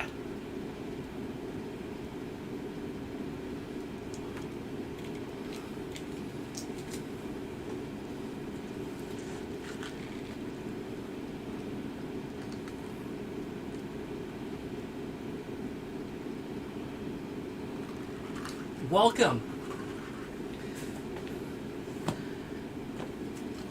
Welcome in.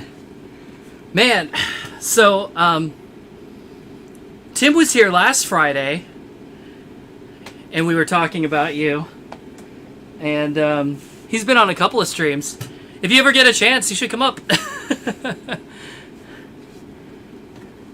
It looks like I'm probably going to be whatever I used for tag suggested my stream while you were at work. All right.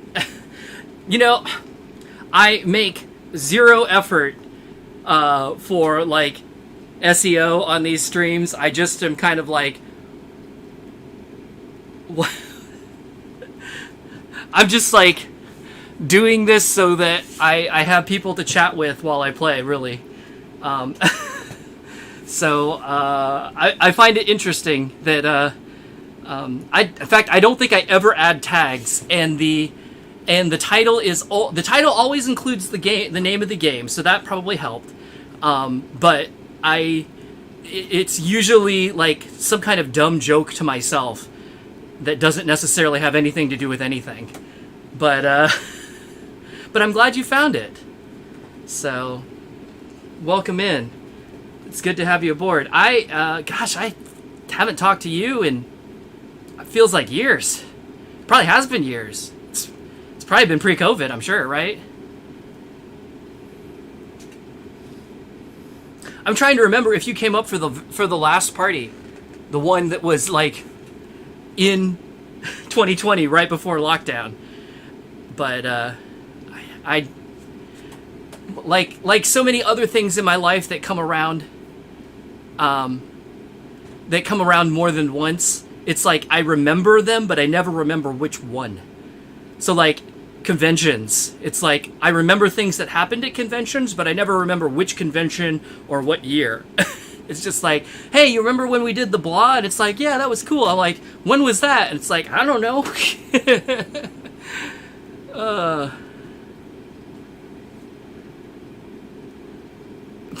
Prince of Cats. So what songs are in this game? A lot. That's what we're doing. So I've been working my way from First Dance Floor all the way through the series. We ended up skipping Pro and Pro 2 because I don't have a button board, but we're up to Infinity now, and I've just been playing through all of the new songs in each game as I go. And in Infinity, I'm playing through the stuff that's in the Pro and the Pro 2 and the Infinity categories. Today is Pro 2 category, and I'm about halfway through, so there you go. That's the very fast summary. That is 3 months in a nutshell. How about that? Or however long I've been doing this. It's been a while.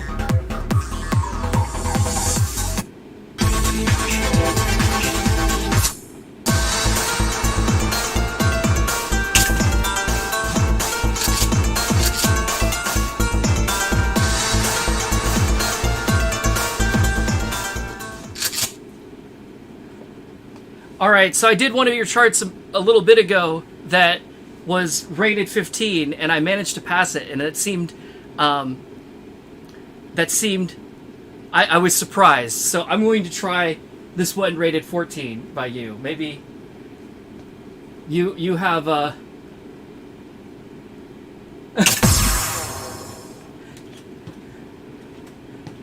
Maybe I'm just in tune with how you would do this, right? Or watch me just fail miserably now.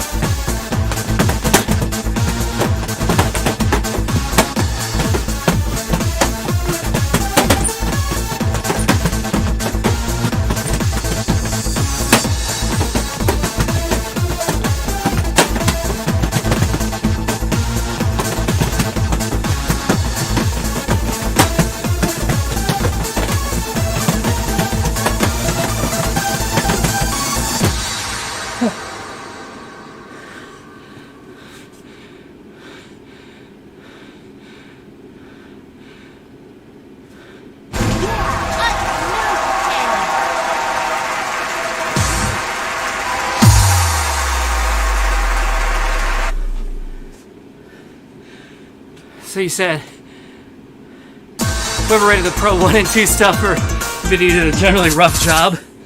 So you're saying that's overrated. That makes sense, because like, what was the other one? What was it? Was it this? It was this one. I played this chart.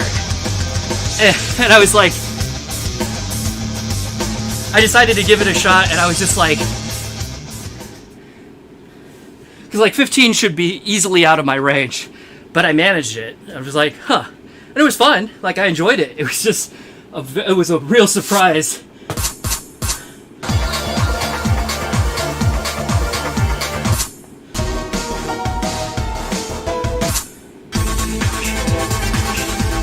This is what we...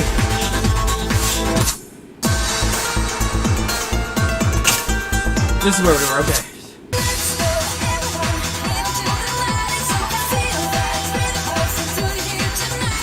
Not a 15.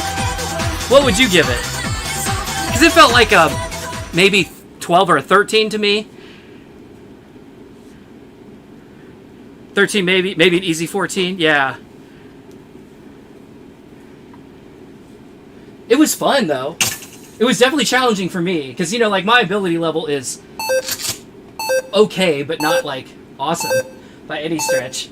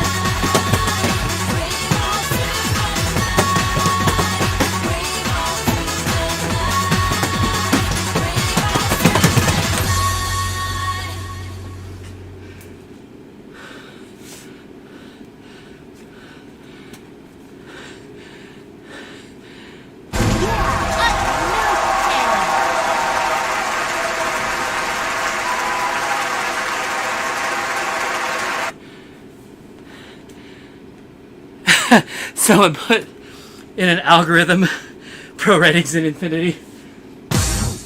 Nice. So it's a ratings potluck.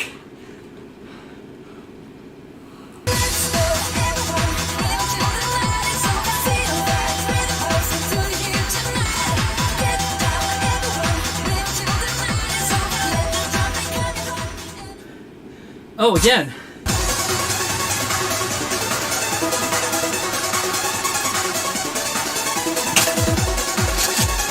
Alright, doubles this time, I guess.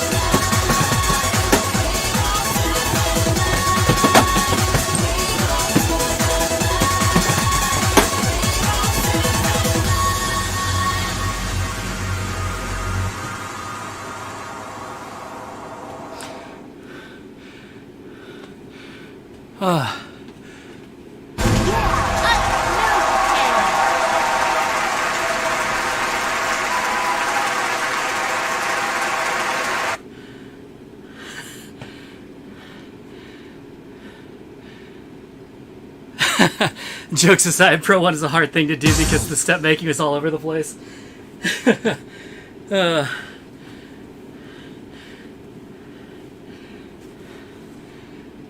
If by some miracle you're able to make a sequel, put all the ratings to a randomizer and call it a day. You should just rate them all letters. This is rated F. No, rate them all in hex.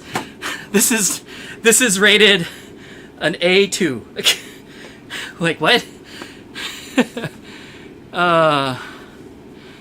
But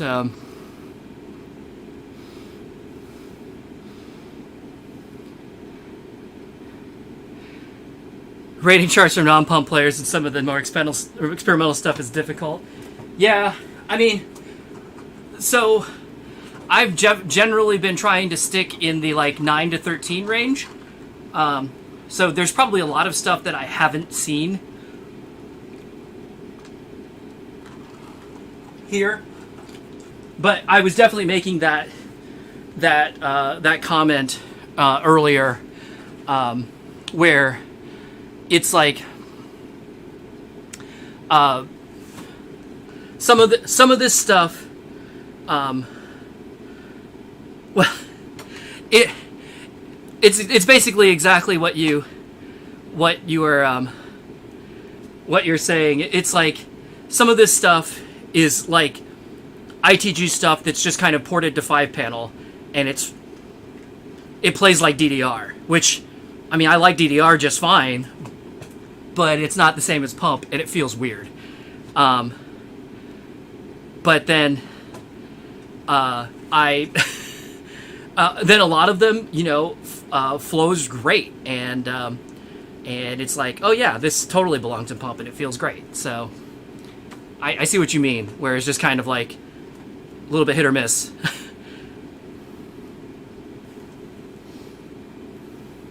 But I remember that from back. I was saying earlier, I didn't actually get a chance to play Pro 1 very much. I played a lot of Pro 2 because we had it at the Dave & Buster's nearest me. So we played there a lot. And then I got very little chance to play Infinity because it was at a different arcade that I didn't go to very often and that ultimately closed. So I've played more Infinity on stream now than I've played at any other time in my life, certainly in public. So it's been...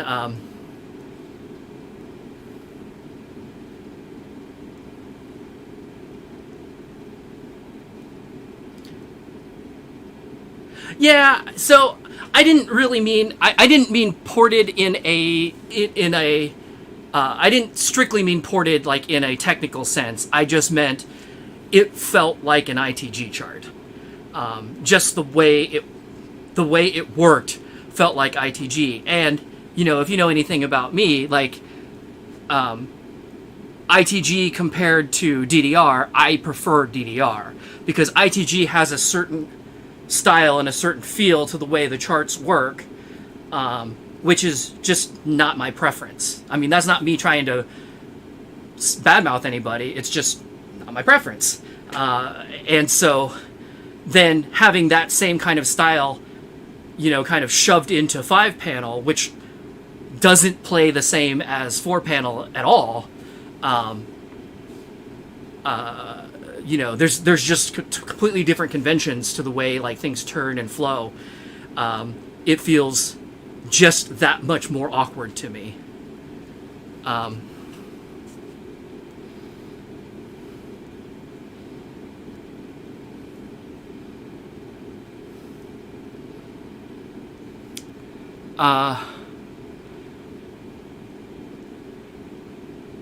Pichu, for you on Stepmania, you're doing the opposite pump style DDR charts.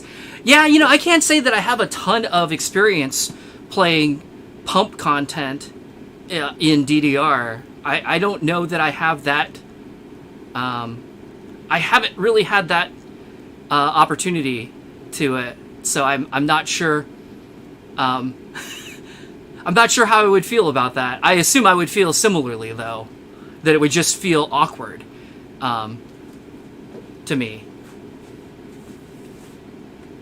But, I mean, it was the same kind of thing where, I mean, I guess what it comes down to is, I'm very much used to in any particular game, I'm used to how that game normally goes, and throwing unusual elements at me, even if they are elements that are normally that I'm used to in other games, then it feels weird to me and kind of awkward, and it feels like more work to me. Like, for instance, like the dance games, like both Pump and DDR, they both scroll up by default, but you can reverse it and scroll down. I'm terrible at that. It's bad. I am not good at it. We were talking yesterday, I think it was, about the note skins. I don't use rhythm skin on Pump because I'm used to the color coding for red being up top and blue being down on the bottom, whereas in DDR I'm used to Vivid, which is sort of a half rhythm skin, but I'm not used to the old solo style, or I guess it's called Rainbow or Note now, or I don't even know what it's called anymore, which is like rhythm skin. I'm not good at that because I'm just not used to it. And it's not that I don't understand it. It's not that I think it's bad. It's just, I've been playing it one way for years and years and years and years, and I just am lousy at doing something else. And so I can't tell you how many times, certain patterns come up in a game, and I look at it and I don't even have time to process it, and I just do something, and it's just like, oh, my combo is continuing. I guess I got that right. And it's not even that I knew what I was doing. It's just that I'm so familiar with how it works, that I just naturally kind of fall into the correct pattern because it's something that's, commonly used in the game. And I think that's where I run into the issue with, DDR or ITG style, like rhythms and progressions, and turns trying to be used in 5-panel, where that is not like a natural thing for me, and I have to think about it extra hard to make it work. A very awkward chart in DDR, officially. Ooh la la. Yeah, that is a weird one for sure.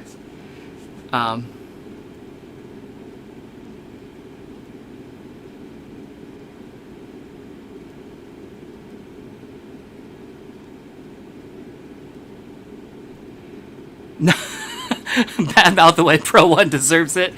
Oh man. Yeah, I mean, I try, I definitely don't want to, for Pump It Up Pro and for ITG, I will tell you my opinion of it, as in, how I feel about it. If it's not, usually it's just, I try and express it in terms of, here's how I approach it. Whether personally I like it or don't like it, or find it whatever, find it appealing or find it unappealing. But I don't ever want to, I don't ever want that to be construed as hostility in any way, because I absolutely appreciate, the effort that went into it, that made it happen at all. Even if I don't necessarily like it, it's not like I don't think it should exist or that I think it's bad. It's just, like I said, it's not my preference. I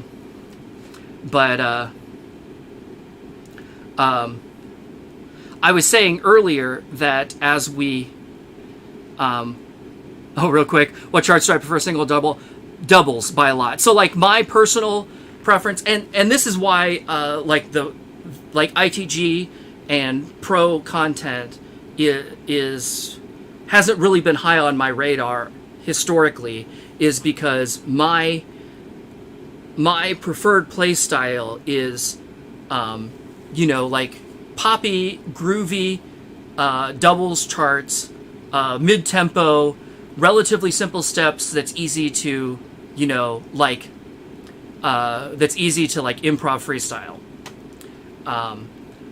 As far as like the more difficult technical charts, like I was saying before, my range is usually kind of in the like 9 to 13 range. That's where I'm pretty comfortable. It's like, especially when I get up to 13, it's like it's challenging, but it's doable for me, and I'm still having a good time. Once I get up into like 14, 15, usually that starts to get to be where I'm struggling to keep up, and I'm having more pain than enjoyment at that point. So I usually just try to, I usually just pass on that kind of stuff. But ITG especially, and I think Pro to a slightly lesser extent, but still similarly, seemed to lean more on the challenging technical stuff, which is fine. Sometimes I like it, but it's not the stuff that I normally gravitate to. I can remember when I was playing Pro 2 a lot, and I said this earlier today, I tended to stick to more of the songs that had been, brought over from mainline Pump, and I didn't play a ton of the pro songs at the time. So in a lot of cases, those songs, by playing them here in Infinity, I'm playing a lot of them for the first time, and there's a lot to like. There's a lot to like here. Like, I get it, I understand, and I guess I'm in a mood for doing some more technical stuff right now, and so it's been fun. So, but if you noticed, I think all day yesterday and all day today, it's not like I've freestyled a single thing. It's all just been, play, try and keep up. But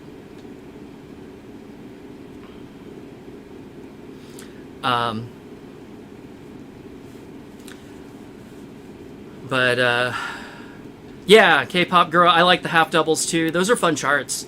That's always been a fun mode.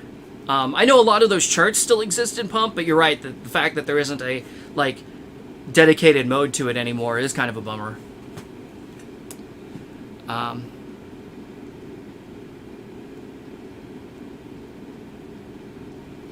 Interesting. You like the doubles charts in ITG. Again, for technical stuff, well, first of all, let me just say this. Like, I prefer Pump doubles to DDR doubles any day of the week. There's a few like technical DDR doubles charts that I really enjoy. And then there's a smattering of ones that I like to freestyle to. Although to be honest, like the most of the stuff, like in modern DDR, so like Ace 2O Plus. I haven't spent a lot of time with Ace 3, but I assume it probably continues into there. I'm not finding a ton that I really enjoy from a freestyle standpoint.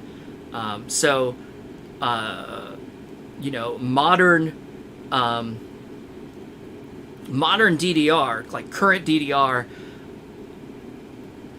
I feel like I feel a lot about current DDR the way I felt about ITG. It's just like, if I'm in a mood to play some, more technical charts, it's fine.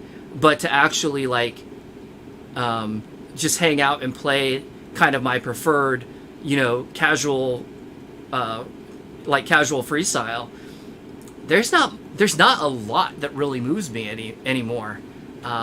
Just a tiny handful of songs. But Pump, Pump still has all of the K-pop stuff, and most of that is usually pretty reliable, like feel-good freestyle stuff. Like sheer numbers, I think are down even in pump, but there's definitely more there that I connect with than in DDR, like currently 2022. But anyway. All right, let's hit me. Let's keep rolling here, because I've still got a decent amount to get through, and we're coming up on the 3-hour mark. Although I expected today to be a little bit longer, and that's okay, especially since I started so early. Hey DJ, no replay. Hit me with the track that'll go 3 days. Hey DJ, no replay. Hit me with the track that'll go 3 days.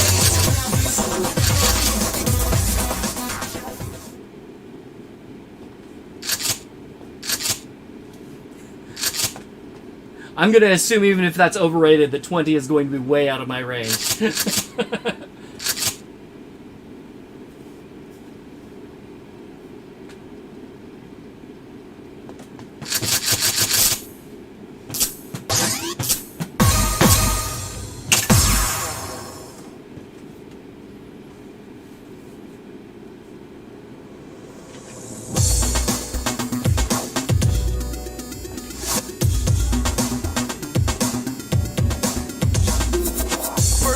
Stamping the wristband, hand on your dress pad, down with the CAT scan. Walk in, back to back, jam packed with the coke rack, stash trash cans. New plan, rail on demand. Hover at the bar, looking star for a man. It's 2 grand, 2 cans, slam back, taste like anthrax. Break the dance track. Hey DJ, no replay. Hit me with the track that'll go 3 days. Hey DJ, no replay. Hit me with the track that'll go 3 days. Hey DJ, no replay. Hit me with the track that'll go 3 days. Hey DJ, no replay. Hit me with the track that'll go 3 days. Hey DJ,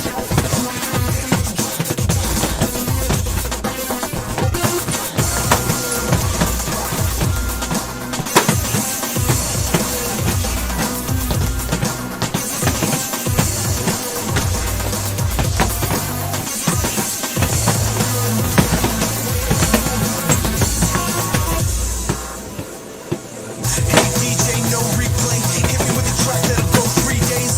Hey DJ, no replay. Hit me with the track that'll go 3 days. Hey DJ, no replay. Hit me with the track that'll go 3 days. Hey DJ, no replay. Hit me with the track that'll go 3 days. Get low, get high, get raised, get more, get by, get saved. Get low, get high, get raised, get more, get by, get saved. Get low, get high, get raised, get more, get by, get saved. Pulse in your veins like sawtooth waves. Now being super reapproach in the wave.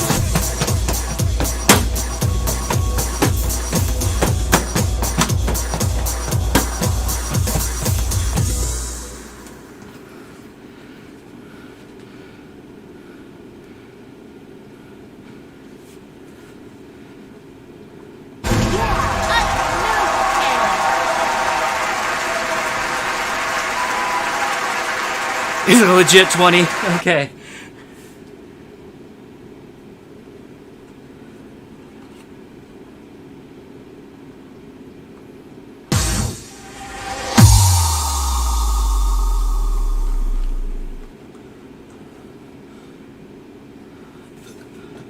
Hey DJ, no replay.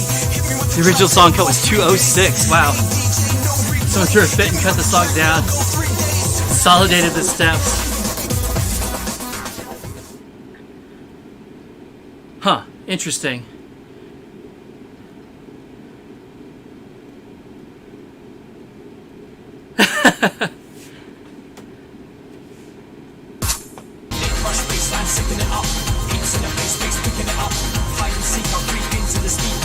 It's fun having y'all in the stream to share little tidbits, little trivia bits, and some war stories, I guess.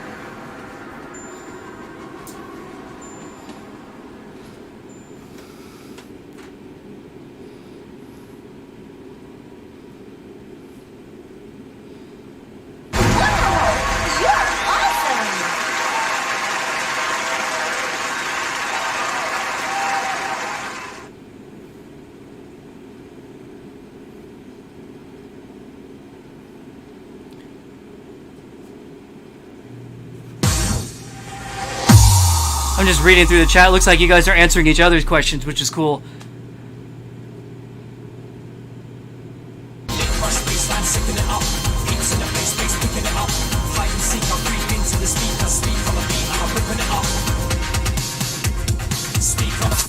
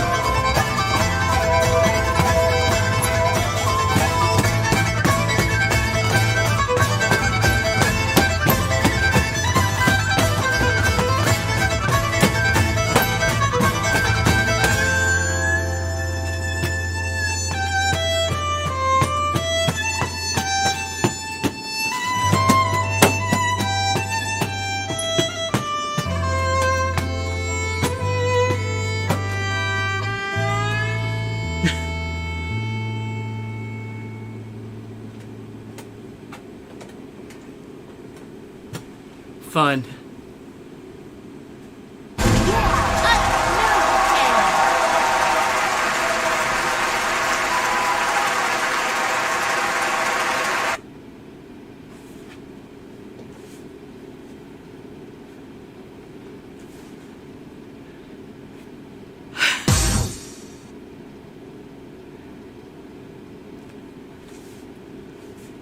So yeah, girls' butts will probably come on Friday, I'm sure.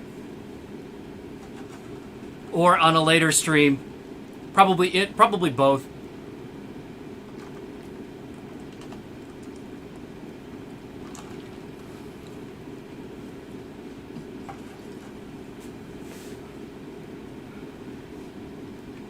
And we're only up to RO on Pro 2 songs.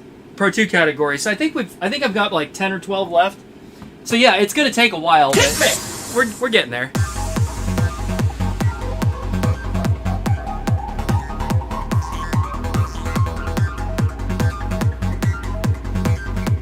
Yeah, sorry about the later start time on Friday. Since that's going with since I'm doing that with other people, I got to work with their schedule as well.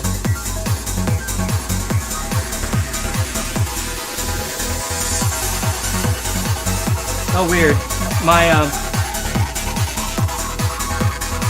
My chat monitor died again.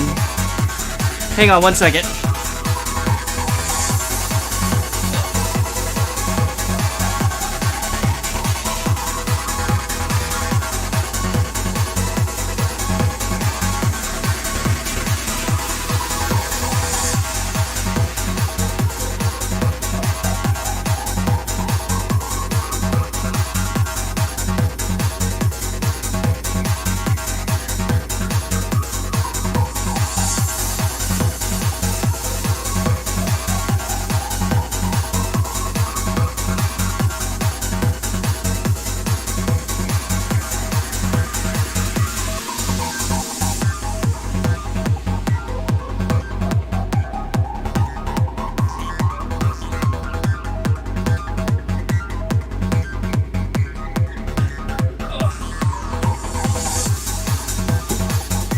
Yeah, I'm not sure why, but my chat monitor just like signed out on its own for no reason. It's back now though.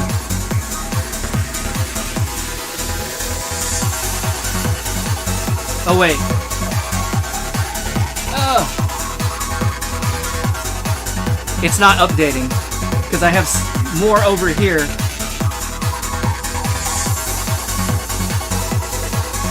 One second.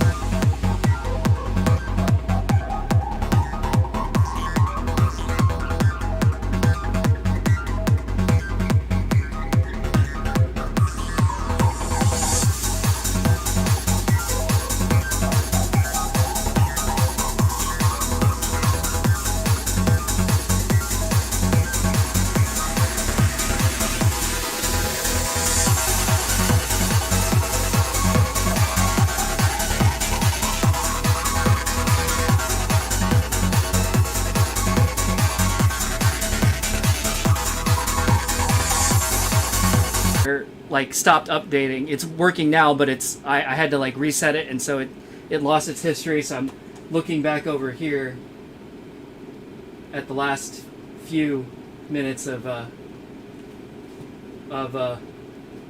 messages.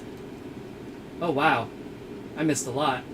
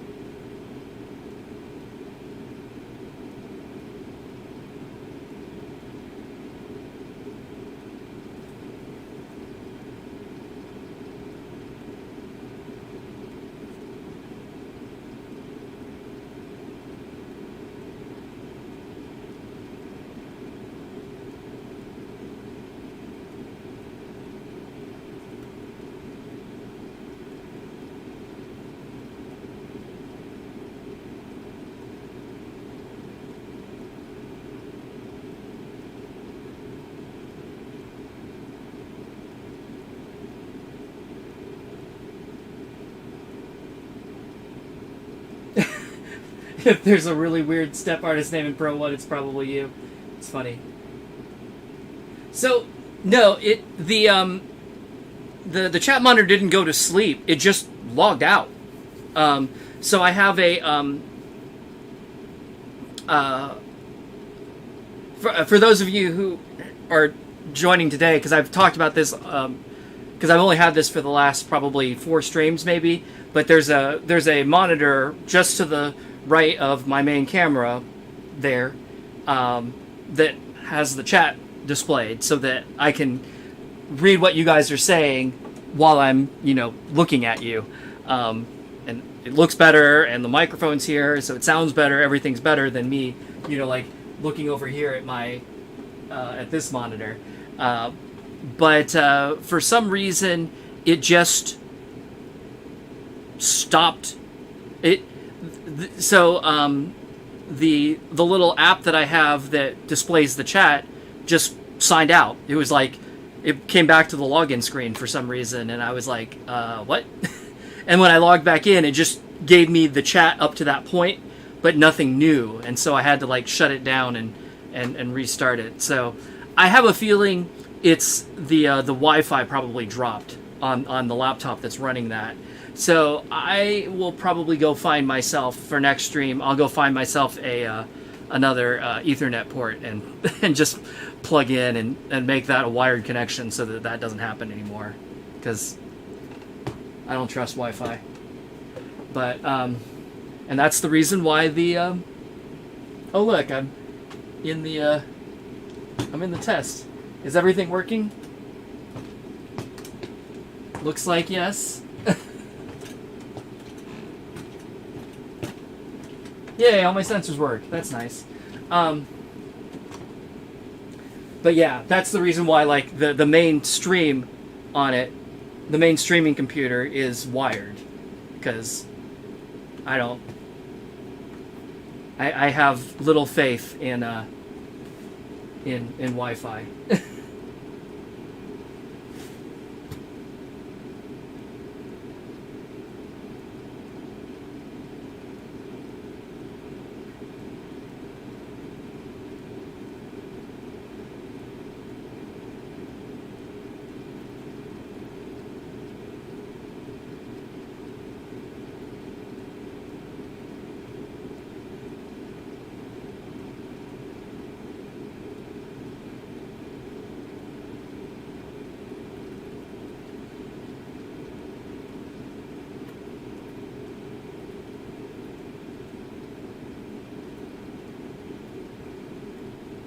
Wow, we're getting a whole, like, dev history lesson here. That's fun. I'm just reading through it myself. I don't have anything to really contribute because I don't, like, obviously, the experts are in the chat, not me, in this case.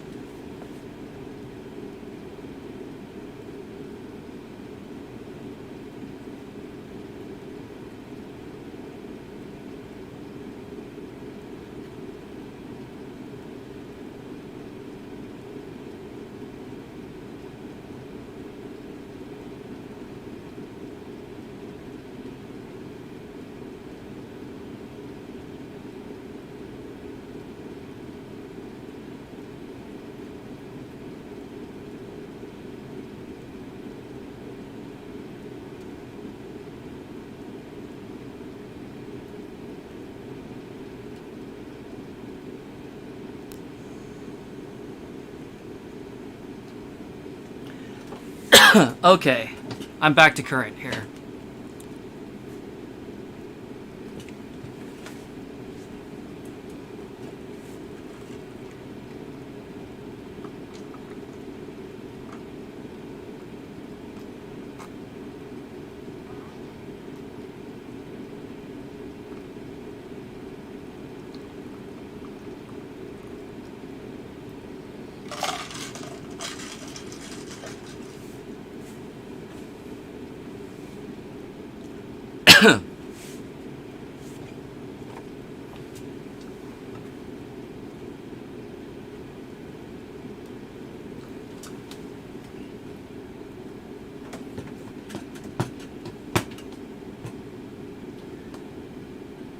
All right, let's get back to it.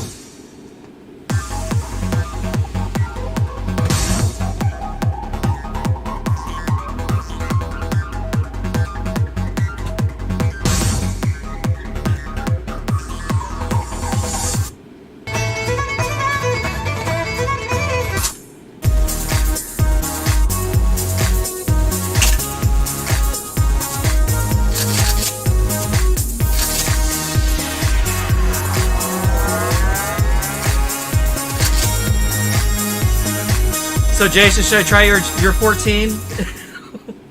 Or am I going to die?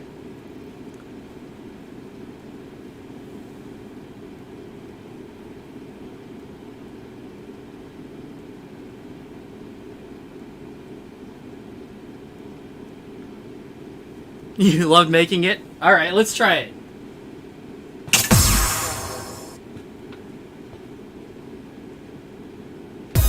One hard part in the middle, okay.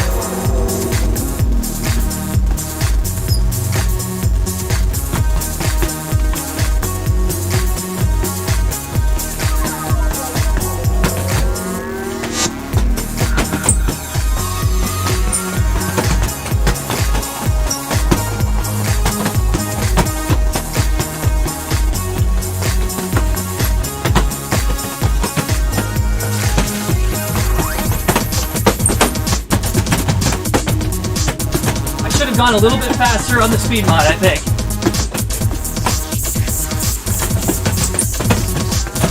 Oh.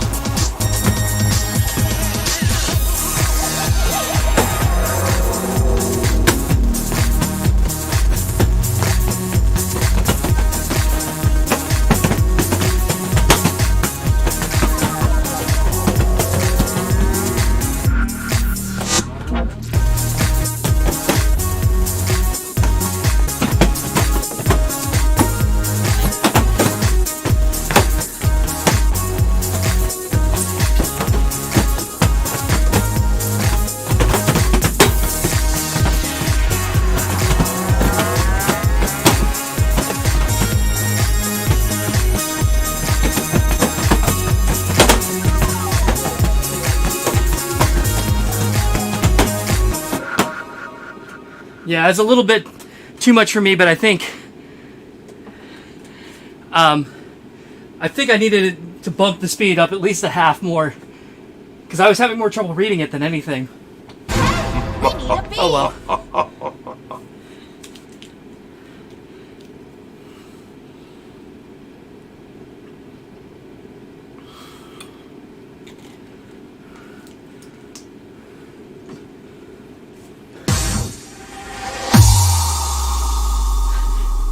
It looks like a great chart, just slightly out of my range.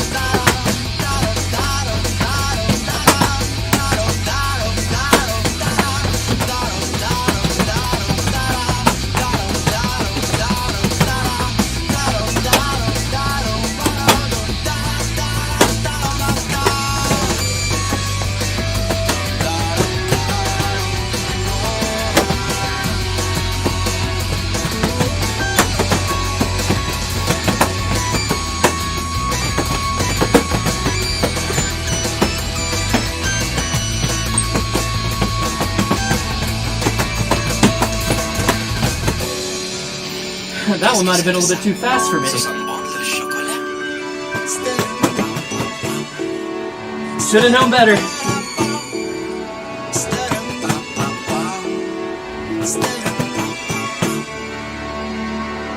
Now it's over.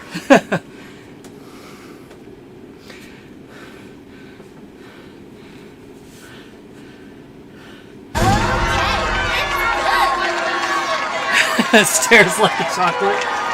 Funny. And that'll be the end for me, yeah? Or do I get a shortcut for my trouble?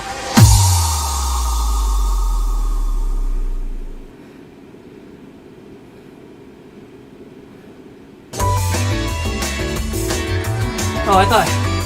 Interesting. I still get a whole...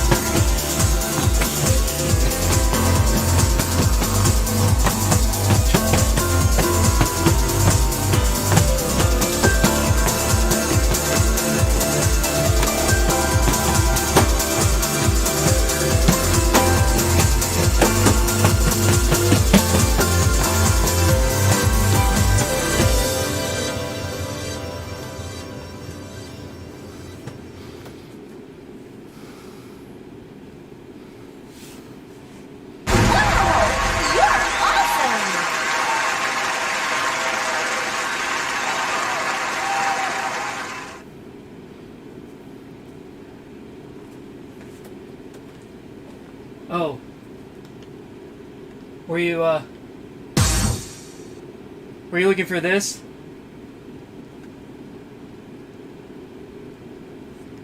Okay, it's a groove.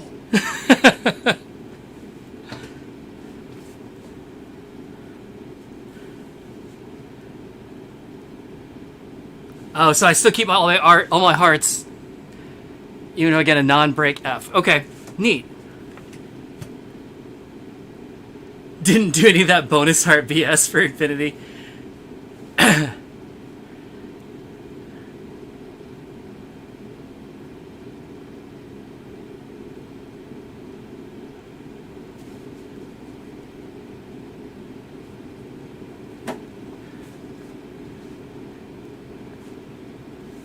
Okay. Yeah, I was expecting, having gotten a C on that first song and then a B on the second, I was expecting to end up with a shortcut at best, but I guess that's not how it works in Infinity, so... Thanks, I get more for my not money.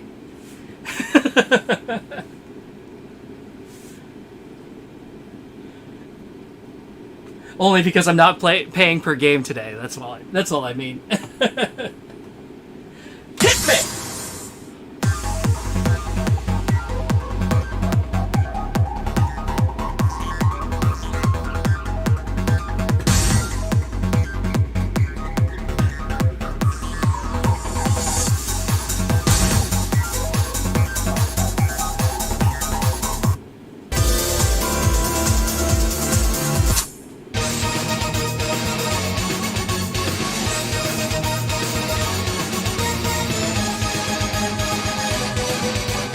Your heart system would be more fair.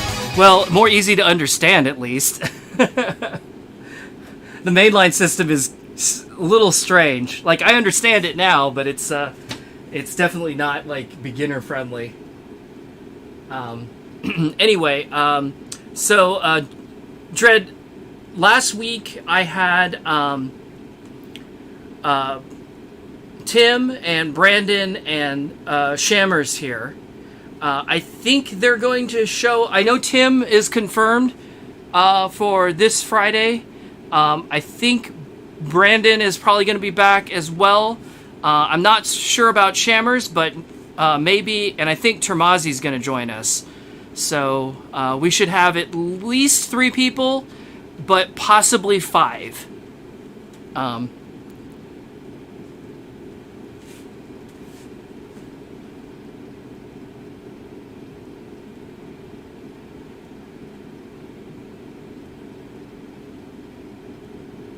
You literally have to draw out the mainline heart system when you introduce people. Yeah, it is not straightforward, for sure.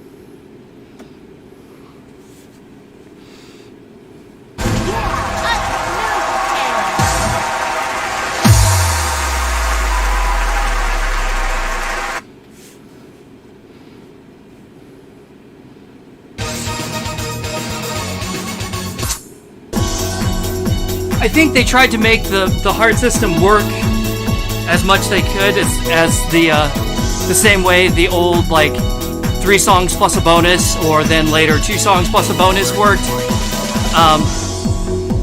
But yeah, it's definitely not the it's not the most straightforward thing.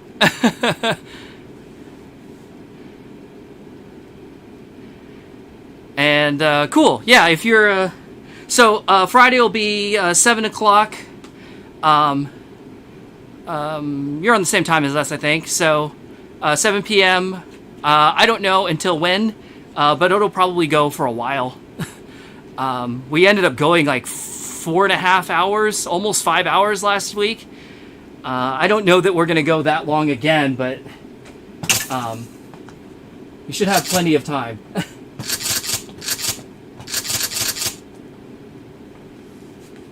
And you know, if you're really bored and you just want to come visit, that's fine too. A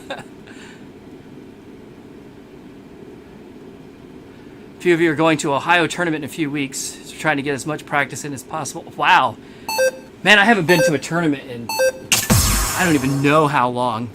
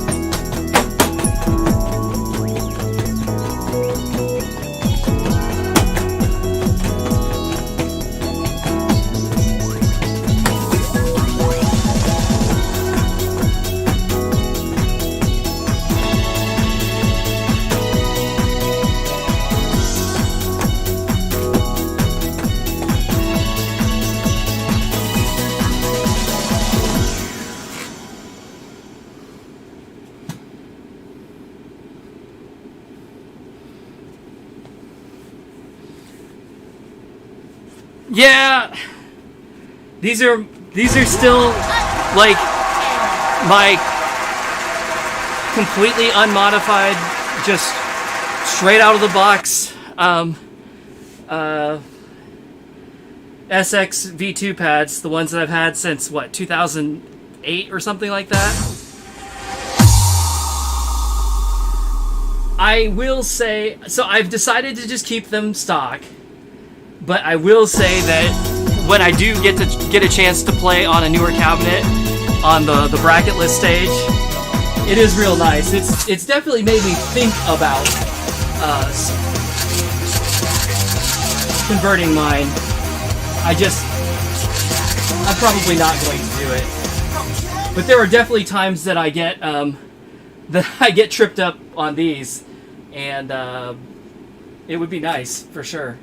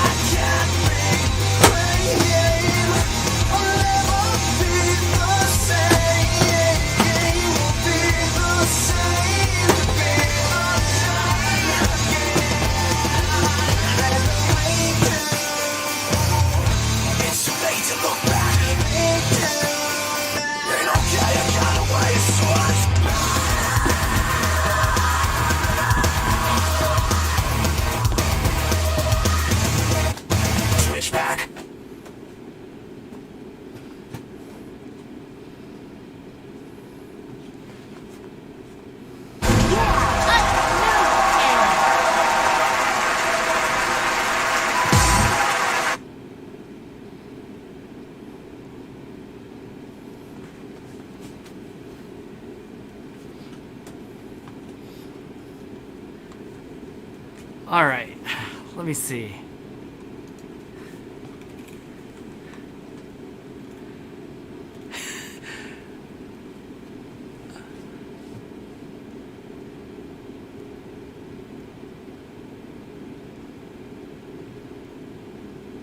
Playing on video on Eric's CX with the old style pads. Yeah. I mean, so I love the LX cabinet when I get a chance to play on it. Unfortunately, it's too tall for my basement. Like, I'm touching the ceiling right now. I'm 5'8", so not very tall. And if you can see, like, the top of the top of the lights here, there's about maybe 2 inches from the top of the lights to the ceiling on this style cabinet. The GX was the same, and I had an I was going back and forth about, I guess, 3 years ago, 2-3 years ago. I was thinking about getting a CX cabinet, and if I had a CX, I would probably go ahead and convert to the new style stage. But this one, since I bought this cabinet brand new, like new in box, I'm kind of just decided to leave it as it was. I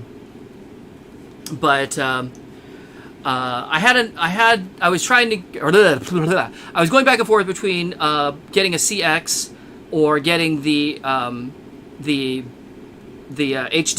DDR-X cabinet from Japan, because the DDR-X cabinet, I've wanted one of those for a long time because I always thought they were just so pretty. The CX cabinet was my favorite pump cabinet prior to the LX coming out. Now I love the LX. I think it's gorgeous, and plays really nice too. But of the more modern pump cabinets, the CX is the only one that would fit under my ceiling, and the DDR-X cabinet barely fits under my ceiling. But I ended up getting the DDR cabinet instead of the CX, the pump CX cabinet. And I don't have room for both, unfortunately. So I kind of missed that boat, and that's why I'm not going to end up playing Double X unless we come up with a way to be able to finagle this display into running HD, which I don't know if that's going to work or not, but but my plan is to stop at Prime 2, since that's where this cabinet is gonna have to bow out otherwise. But yeah, I feel myself like catching my shoes on the brackets on this stage. So it's interesting because unlike DDR, like old school DDR that has those stupid truss head screws that I'm always catching my feet on, this has the flat top screws, the wafer head screws. So I don't catch myself on those. I catch it on the edge of the bracket itself. And I think that's because since my stage is completely unmodified, the panels are actually sitting a little bit lower than a lot of other places. So there's a little bit more exposed surface there to get caught on. But anyway, let me try and get caught back up with the chat here because I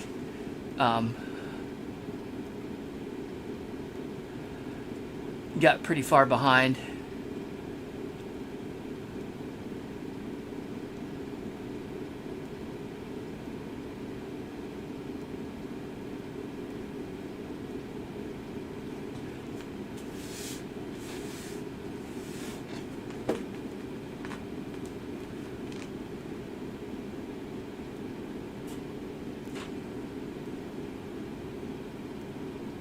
Yeah, Jared, this is actually my third cabinet. So I had the GX, that Brandon and I split, that came with Exceed 2.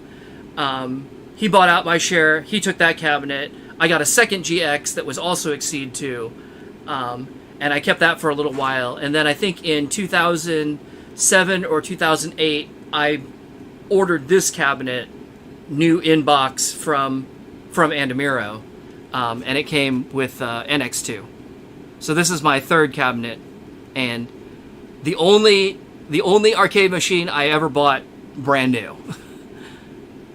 Which is another reason why I'm just kind of like leaving it alone, leaving it stock as much as possible.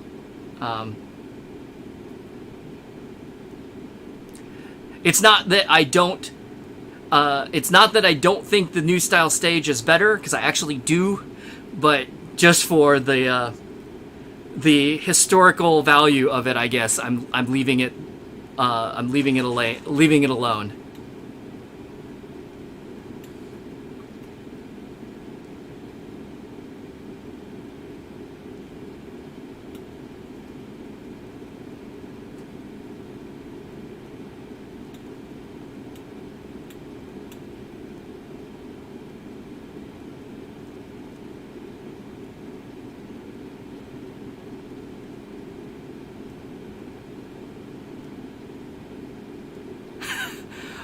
Oh wow, you tried to get Party Rock Anthem for Infinity?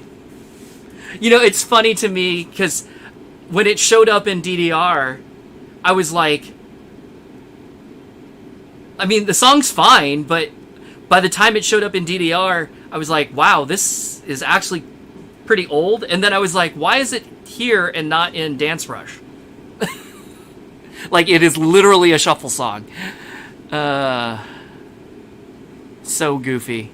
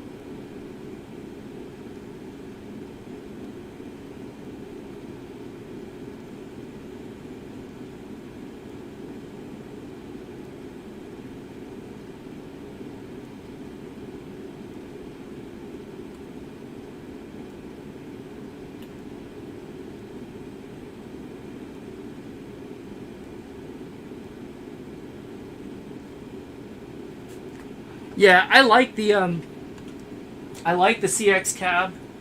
It was definitely my favorite style before the LX came out, and it is nice and compact. And I really love the kind of unique marquee that they made with it, with the kind of like the clear overlay on top of the character designs. I like that.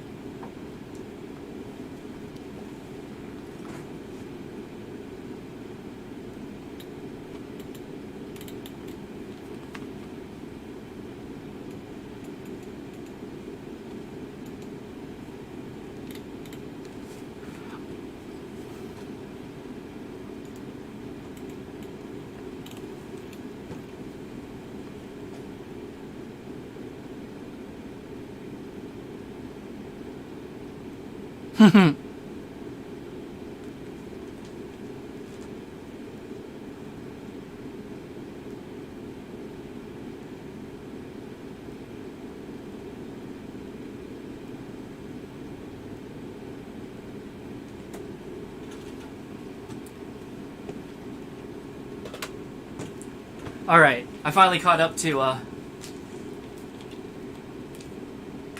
current, I think.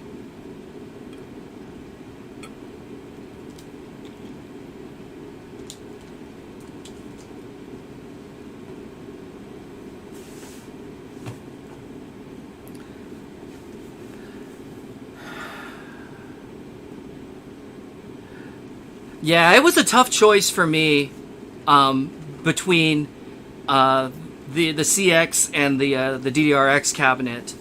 The DDRX cabinet actually ended up being more money, but I think I went ahead with it because the right deal came up at the right time when I, was able to do it, and it was something that I had wanted a little longer. Like, I can remember playing DDRX in Japan and seeing that cabinet and being like, wow, this is really cool. And then I can remember seeing the CX, I think, at a trade show first. And I really liked it. But I haven't actually gotten a chance to... I haven't actually gotten a chance to play on them that often. I'm trying to think.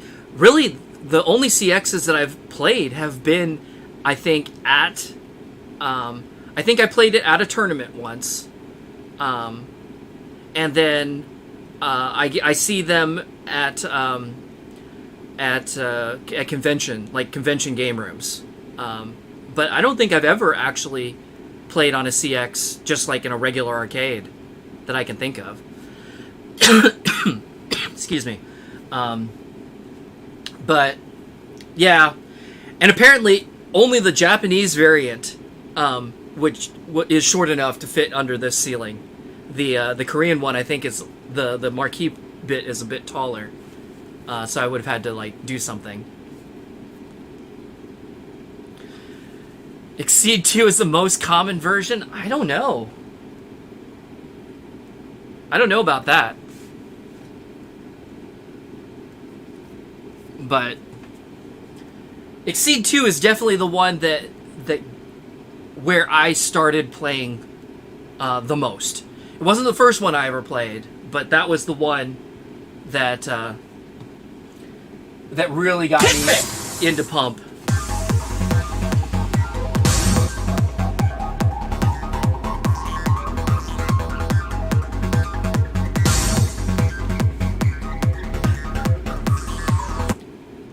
Hey, Lil Ray.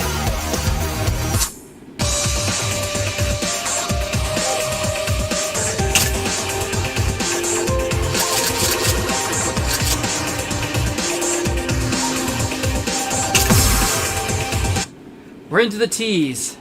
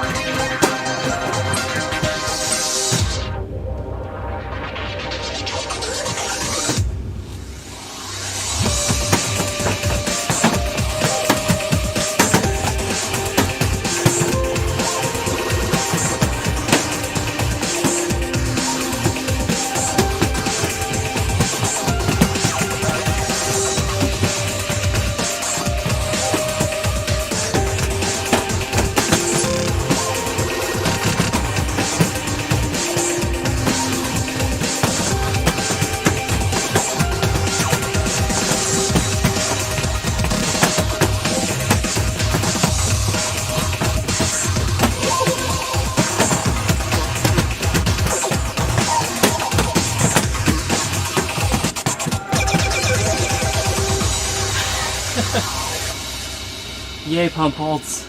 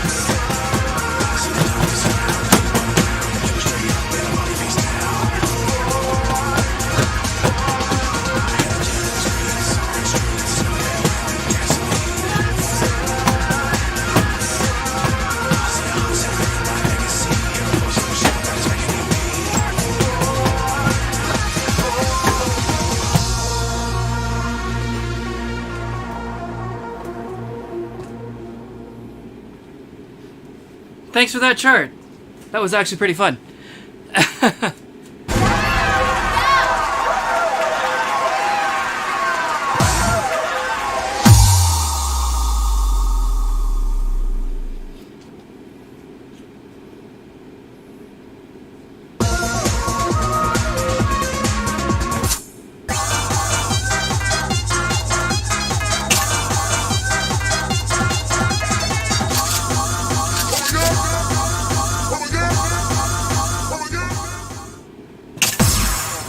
Guess I'll take a quick break.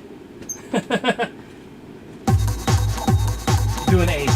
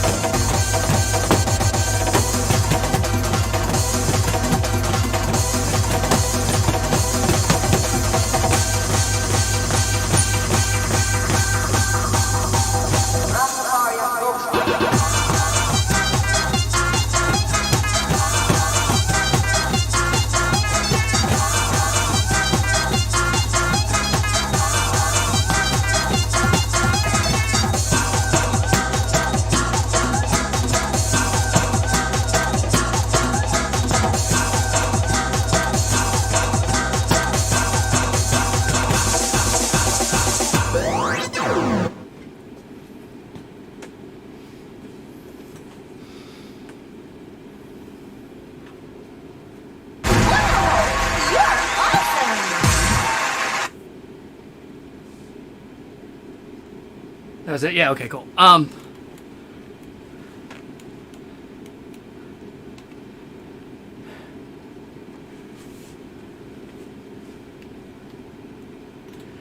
Gosh.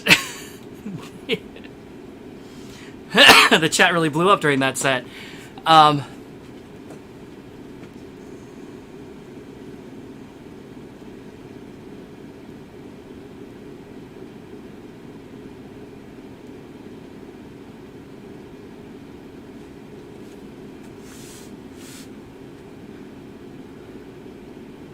Yeah, like I was saying, Exceed 2 is where I really got into Pump. 0 was the first upgrade kit that I bought. So I played a lot of that as well. Plus the arcade, at least one of the arcades that I went to upgraded to it. Although the one that I went to the most, I think, got stuck in Exceed 2 forever until they eventually just got rid of that machine altogether.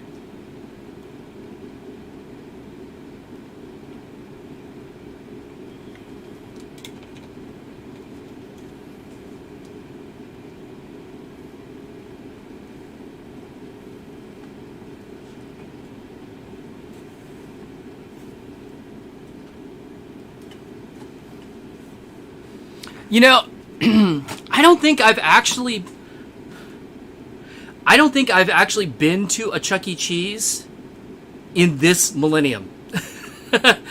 Like in the 2000s at all, since Pump would have been a thing. And in fact, I don't know that I've ever actually been to a Chuck E. Cheese at all, because the one that was by me when I was a kid was still a Showbiz Pizza. It became a Chuck E. Cheese later, but I never went back after it converted over to Chuck E. Cheese, and I haven't had any real reason to go to Chuck E. Cheese, I guess.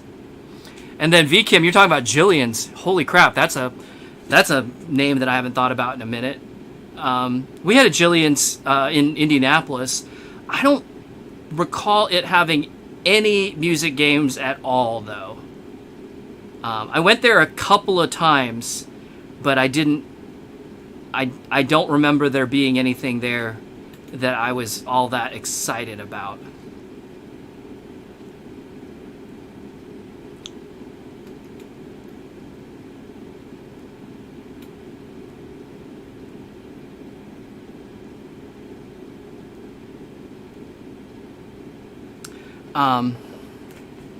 Let's see.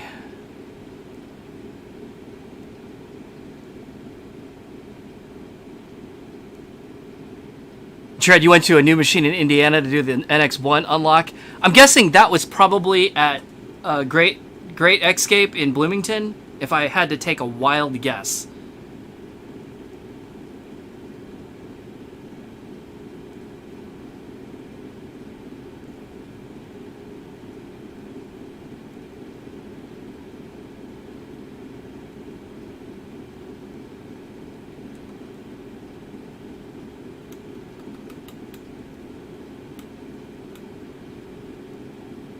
Little Ray, boss battle is actually running Infinity right now. So this same version.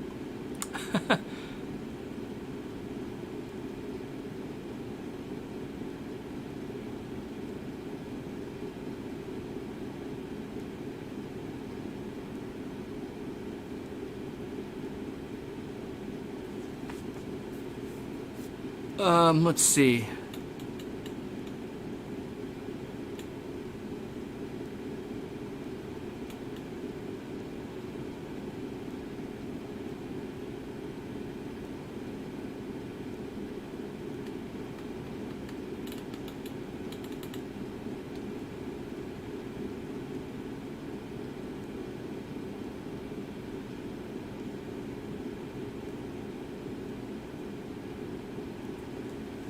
Yeah, our Jillian's, I think just closed. It didn't turn into a Dave & Buster's for sure. I'm trying to think what's even there now. I can't even remember. It's been gone for a long, long, long time.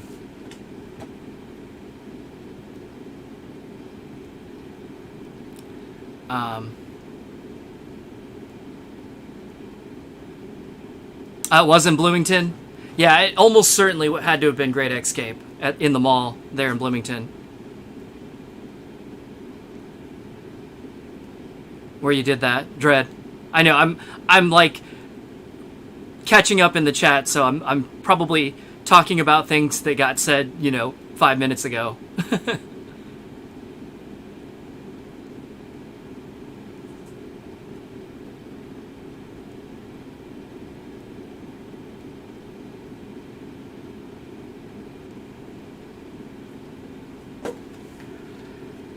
Oh, yeah. Man, we all got to get together again. It's been so long. Man, I haven't seen Shane in a hot minute either. Or, quite frankly, any of the rest of you. In probably, what, three or 4 years now. But anyway, I think we're getting close to the end here, which is good because, wow, I'm at the 4-hour mark. I figured this was going to be a long one, but that's okay.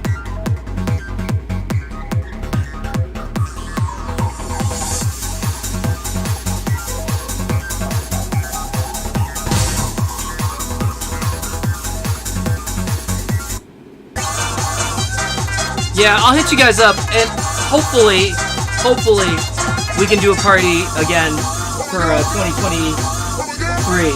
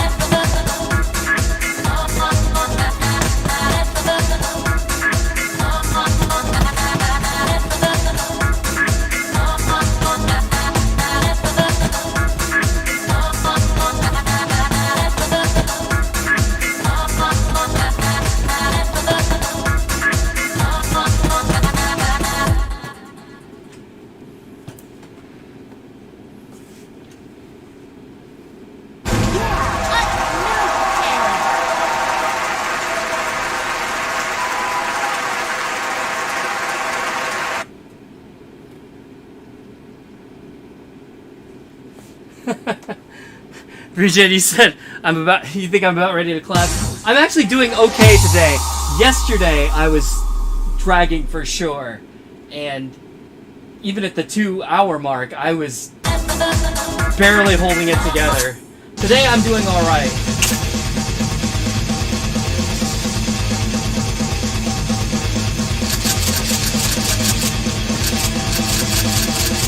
All right, Jason, what do you got for me here?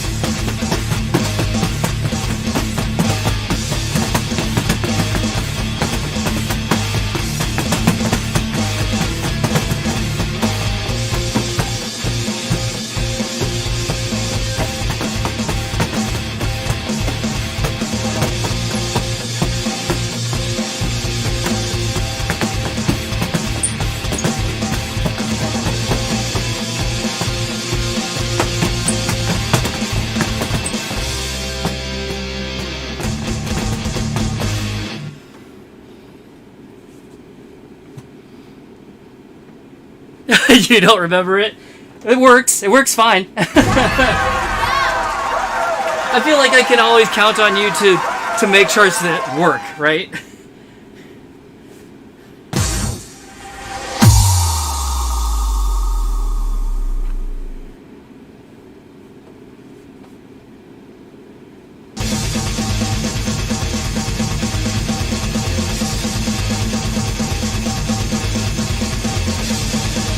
Seems underrated for a 10.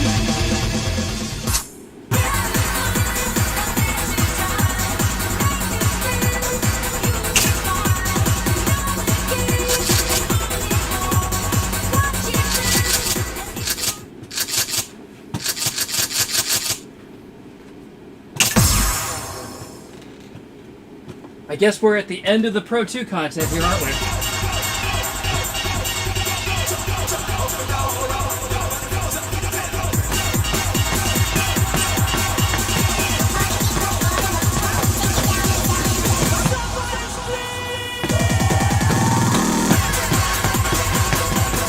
I'm disappointed in myself that I didn't spin that.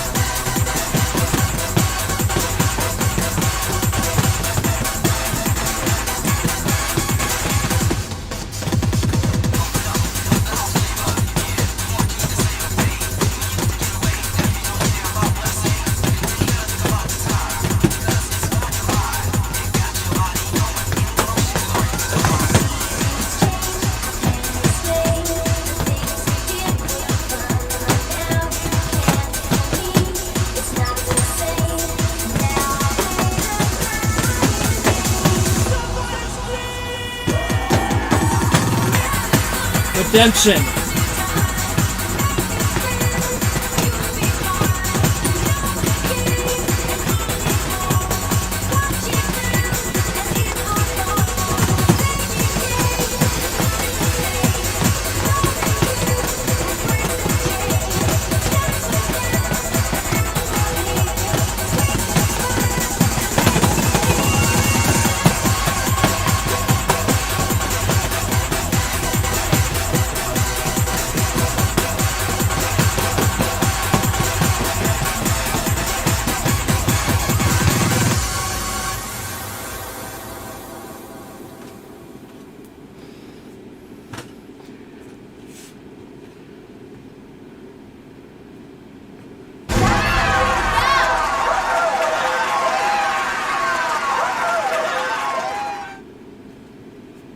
The future chart freestyle I played yesterday. It actually turns. You must have been bad that day and took it out of the chart. Hilarious. Yeah, I'm sure I probably just missed it.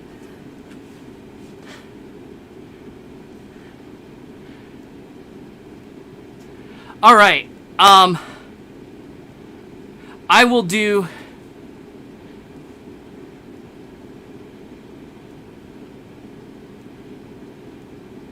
K-pop girl isn't. I thought it was it's an LX at Lewis, isn't it? Not a TX.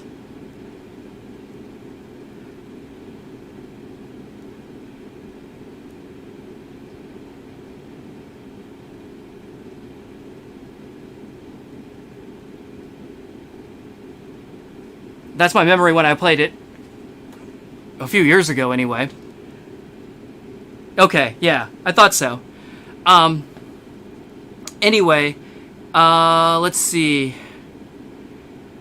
There was one. Pichu said, "Play Blow." I will do one set of. I'll do one set of requests before I wrap up for today. So we got Blow. I guess pick 2 more songs. If you guys throw out 2 more songs, I'll play those, and then I'm gonna wrap it up for today. And I'll be back on Friday with guests, and we'll go through and play Hello William. Okay.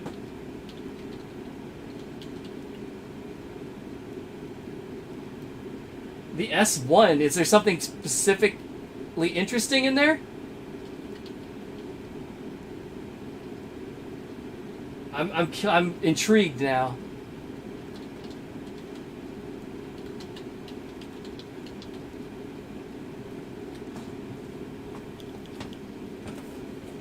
And then Adrian, the arc sailing over truth.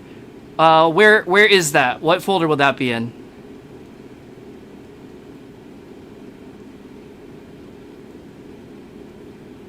And then we're probably not going to get to Love is a Danger Zone because that's a 4th song. So I've got 3 now.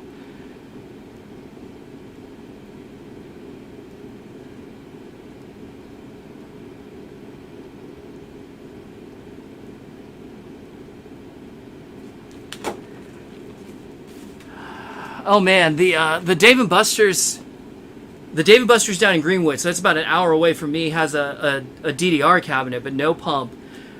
We went there for Half Price Wednesday, like every week, I think for like a month or 2, like back in the spring, this year, spring or early summer, and then like we missed it one week and we haven't been back since. Like things have just keep coming up and we never get back there. I guess today is Wednesday, isn't it? I could have gone. Oh well. I'm here instead. So I don't know. We'll get back there eventually. All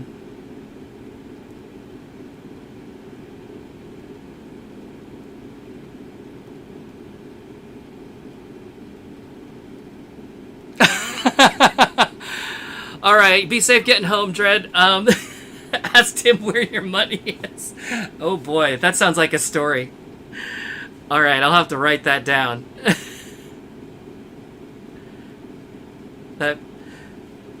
That'll be funny. But yeah, Adrian, the Dave & Buster's I usually go to is down in Greenwood, Indiana. The Castleton one is actually closer to me, but they don't have any games that I really want to play, so I end up going down to Greenwood when I go.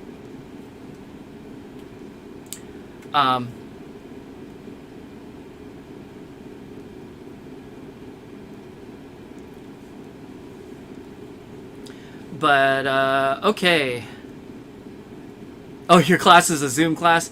Yeah, I can imagine trying to find a place to do a Zoom call at Dave & Buster's would be tough. At round 1, you could, I suppose you could like check out one of the karaoke rooms and just hang out in there for an hour. I mean, it would cost you money, but at least it would be quiet if you wanted it to be. All right, I'm gonna do the I'm gonna do this one set of requests before I wrap up for today.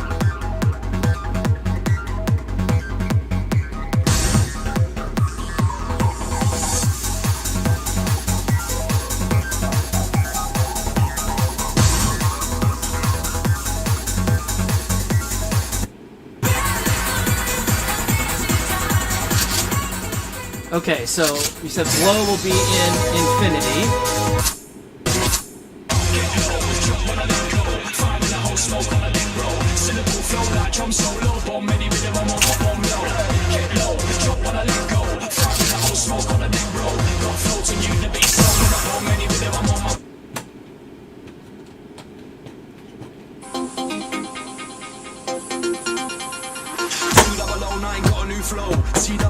Let 'em all know. Tune double drop like Lebanon. When I'm on bomb, many with them, I'm on my bomb blow. Who'd ever know that little man mo? Pack lyric heat like Grammar Rambo. Strapped to the beat, rock sack with the bleep. When I bomb, many with them, I'm on my bomb blow. Too many bumps, so I gotta offload. On my mind switch path and I'm going off road. Sit with the pen and my humble abode. Bomb, many with them, I'm on my bomb blow. Style can't match, you catch the wrong flow. Style can't catch a patch of mojo. Beats not bombs, don't get me wrong, though. When I bomb, many with them, I'm on my bomb blow.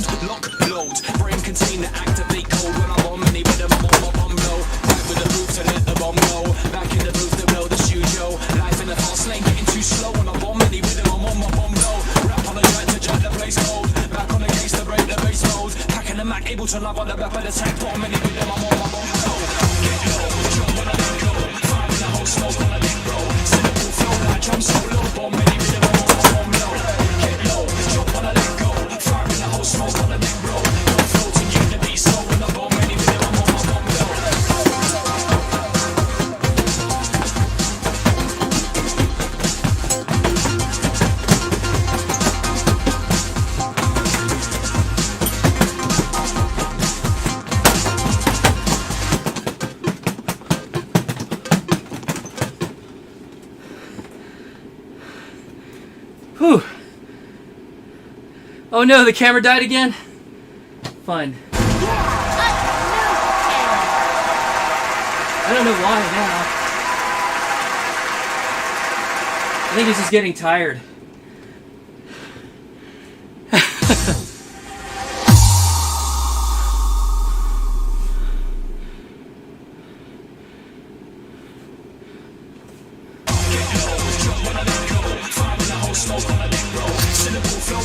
Okay, so he said Fiesta 2010.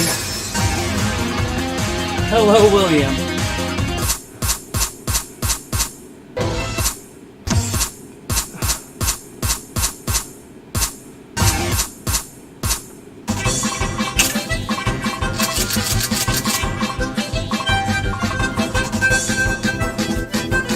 Oh boy, I feel like I'm in for it.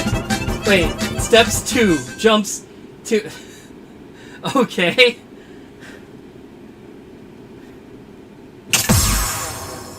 This sounds exciting.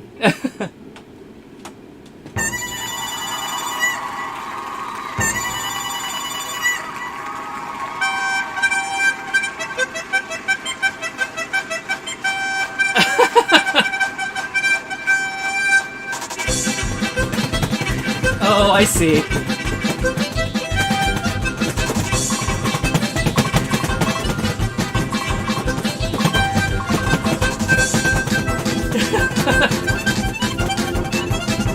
My legs are gonna fall off, y'all.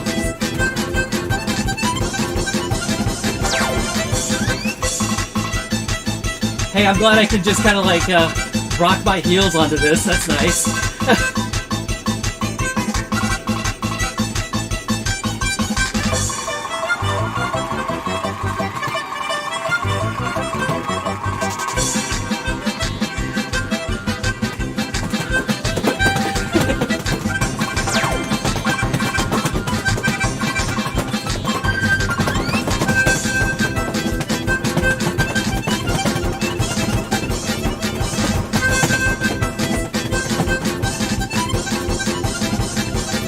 This is very silly.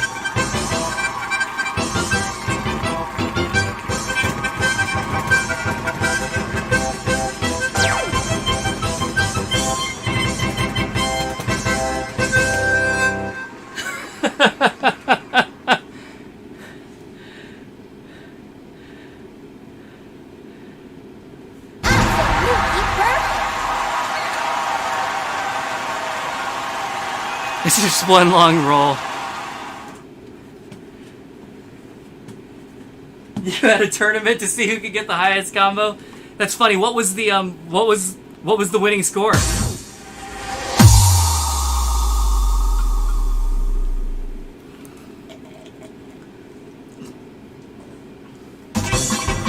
That was very cute.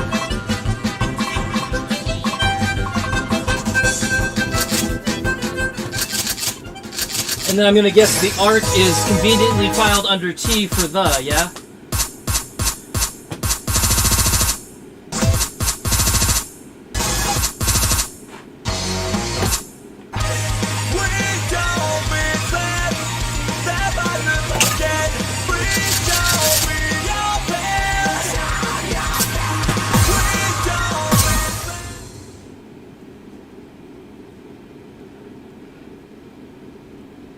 $1,200 plus combo, so double my score just now. That is impressive. That's a lot of rolls.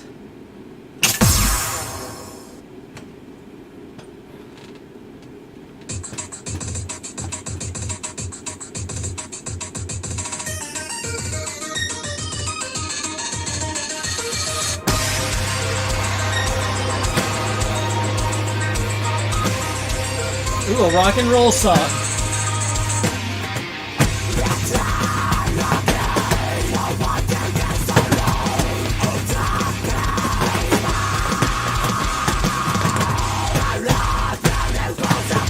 All right.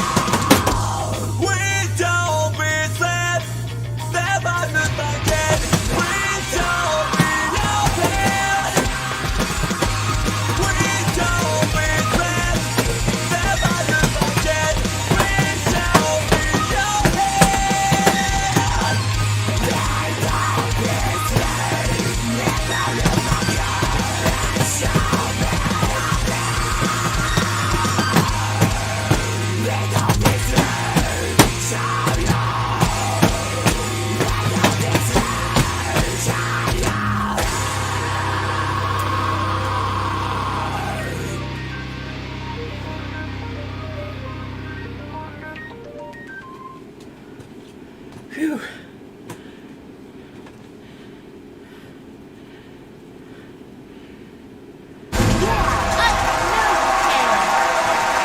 Wow, freebie. Nice. Calling in those personal favors. Pretty cool. Pretty cool. All right. That was it, yeah, right? Okay, good.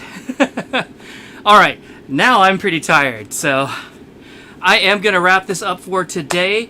I hope to see a bunch of you back on Friday. We're going to have people over and play some routines and be silly and all of that good stuff, right?